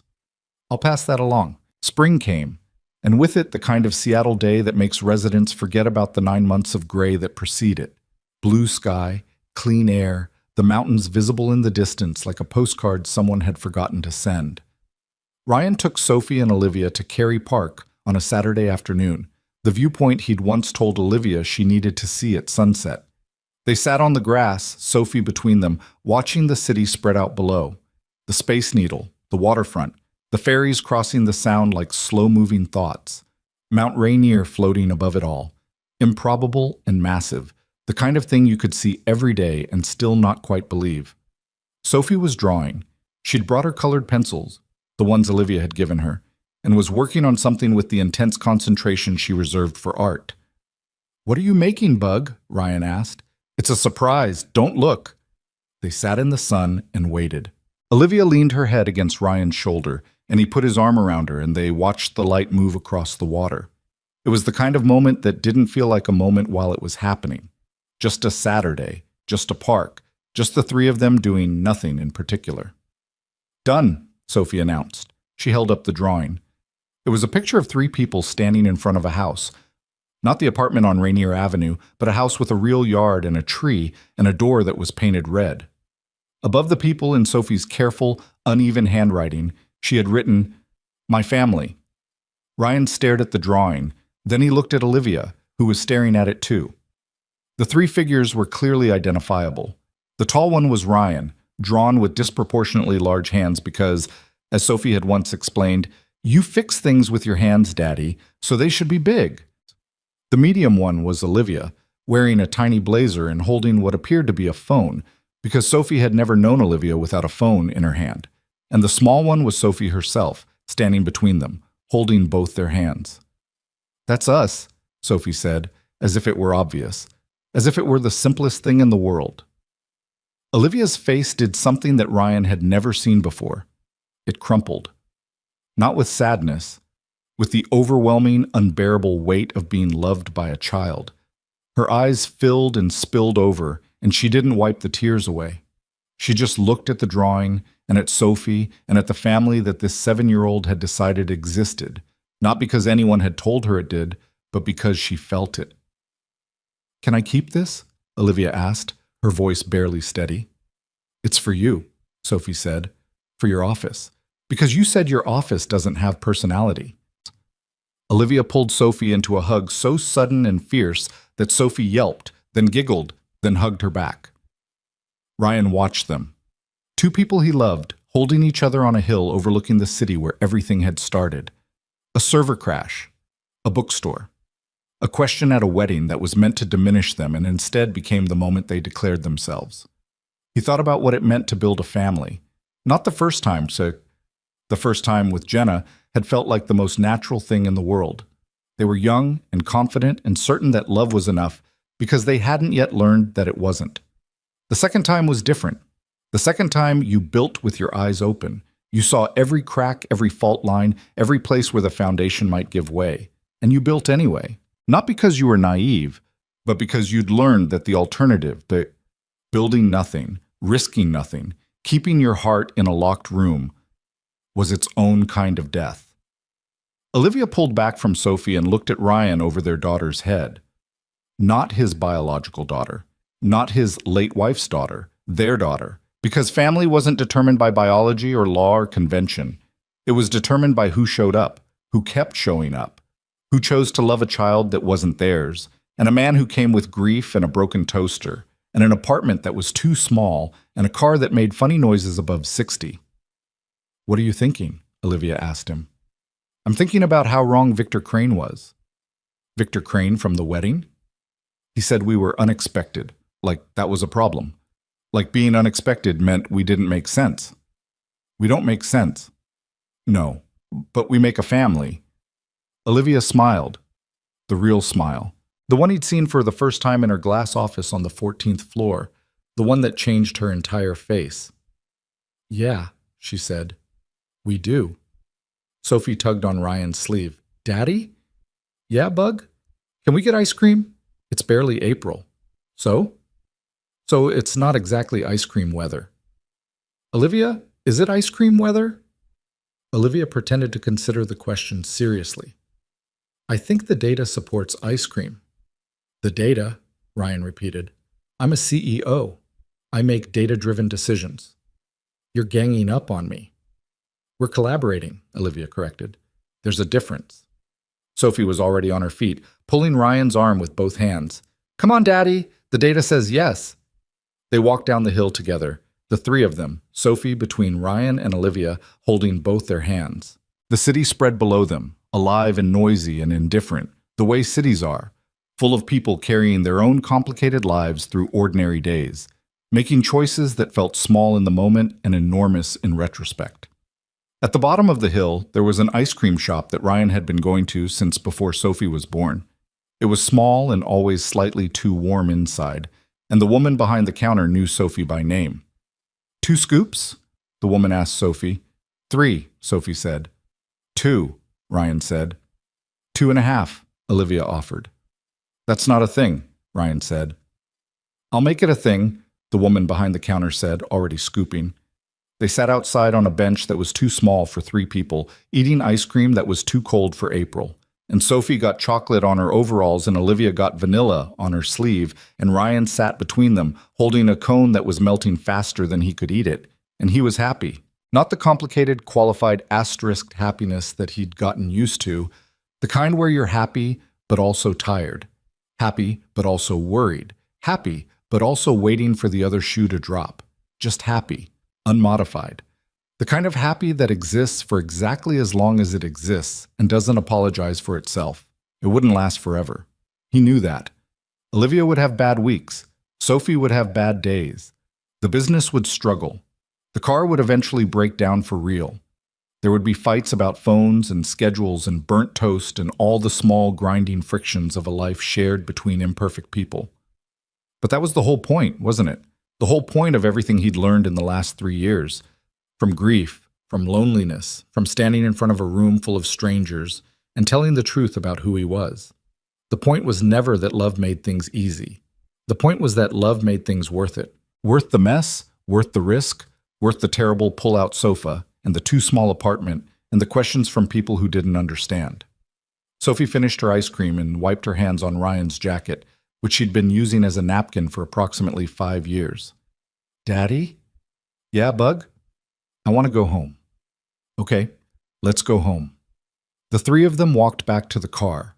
The 10-year-old Honda Civic with the check engine light and the transmission that made funny noises, and the back seat that still had cracker crumbs from Sophie's last snack and a spare phone charger that Olivia had left there 3 weeks ago and never retrieved because it was always there when she needed it, which meant she was always there, which meant this was her car too, in the way that everything in Ryan's life had quietly, gradually, irreversibly become theirs.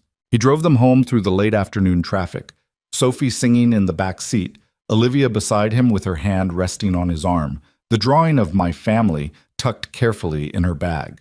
And when they reached the apartment on Rainier Avenue, small, cluttered, imperfect, full of drawings and stuffed animals, and a fern that had no business being alive and yet stubbornly was. Ryan unlocked the door, and Sophie ran inside, and Olivia stood in the hallway for a moment, looking at the door frame as if she were seeing it for the first time. "What?" Ryan asked. "Nothing. I just like this door." "It's a door. It's the door to the place where you and Sophie are. That makes it a very good door." He pulled her inside and the door closed behind them, and the apartment was warm, and Sophie was already in her room talking to Gerald the elephant about the ice cream, and the kitchen light was on because Ryan had left it on that morning, and everything was exactly as imperfect and complicated and real as it had always been. Nothing about their life was what anyone would call conventional. A single father who fixed computers, and a CEO who ran a company worth millions, and a 7-year-old who communicated in drawings and animal facts. The questions from strangers never fully stopped. People still looked at them and did the math, still tried to figure out the equation, still searched for the logic in two people from entirely different worlds choosing each other. But the questions had stopped mattering. Not because Ryan and Olivia had stopped hearing them, but because they'd found the only answer that counted. Not an argument, not a defense, not a speech at a candlelit table, though that hadn't hurt. Just a life. Built day by day, mistake by mistake. Canceled dinner by rescheduled dinner. Burnt toast by decent spaghetti. Argument by apology, by laughter, by silence, by love. The kind of family that nobody plans for and nobody expects. The kind of family that you build when you're brave enough to try again.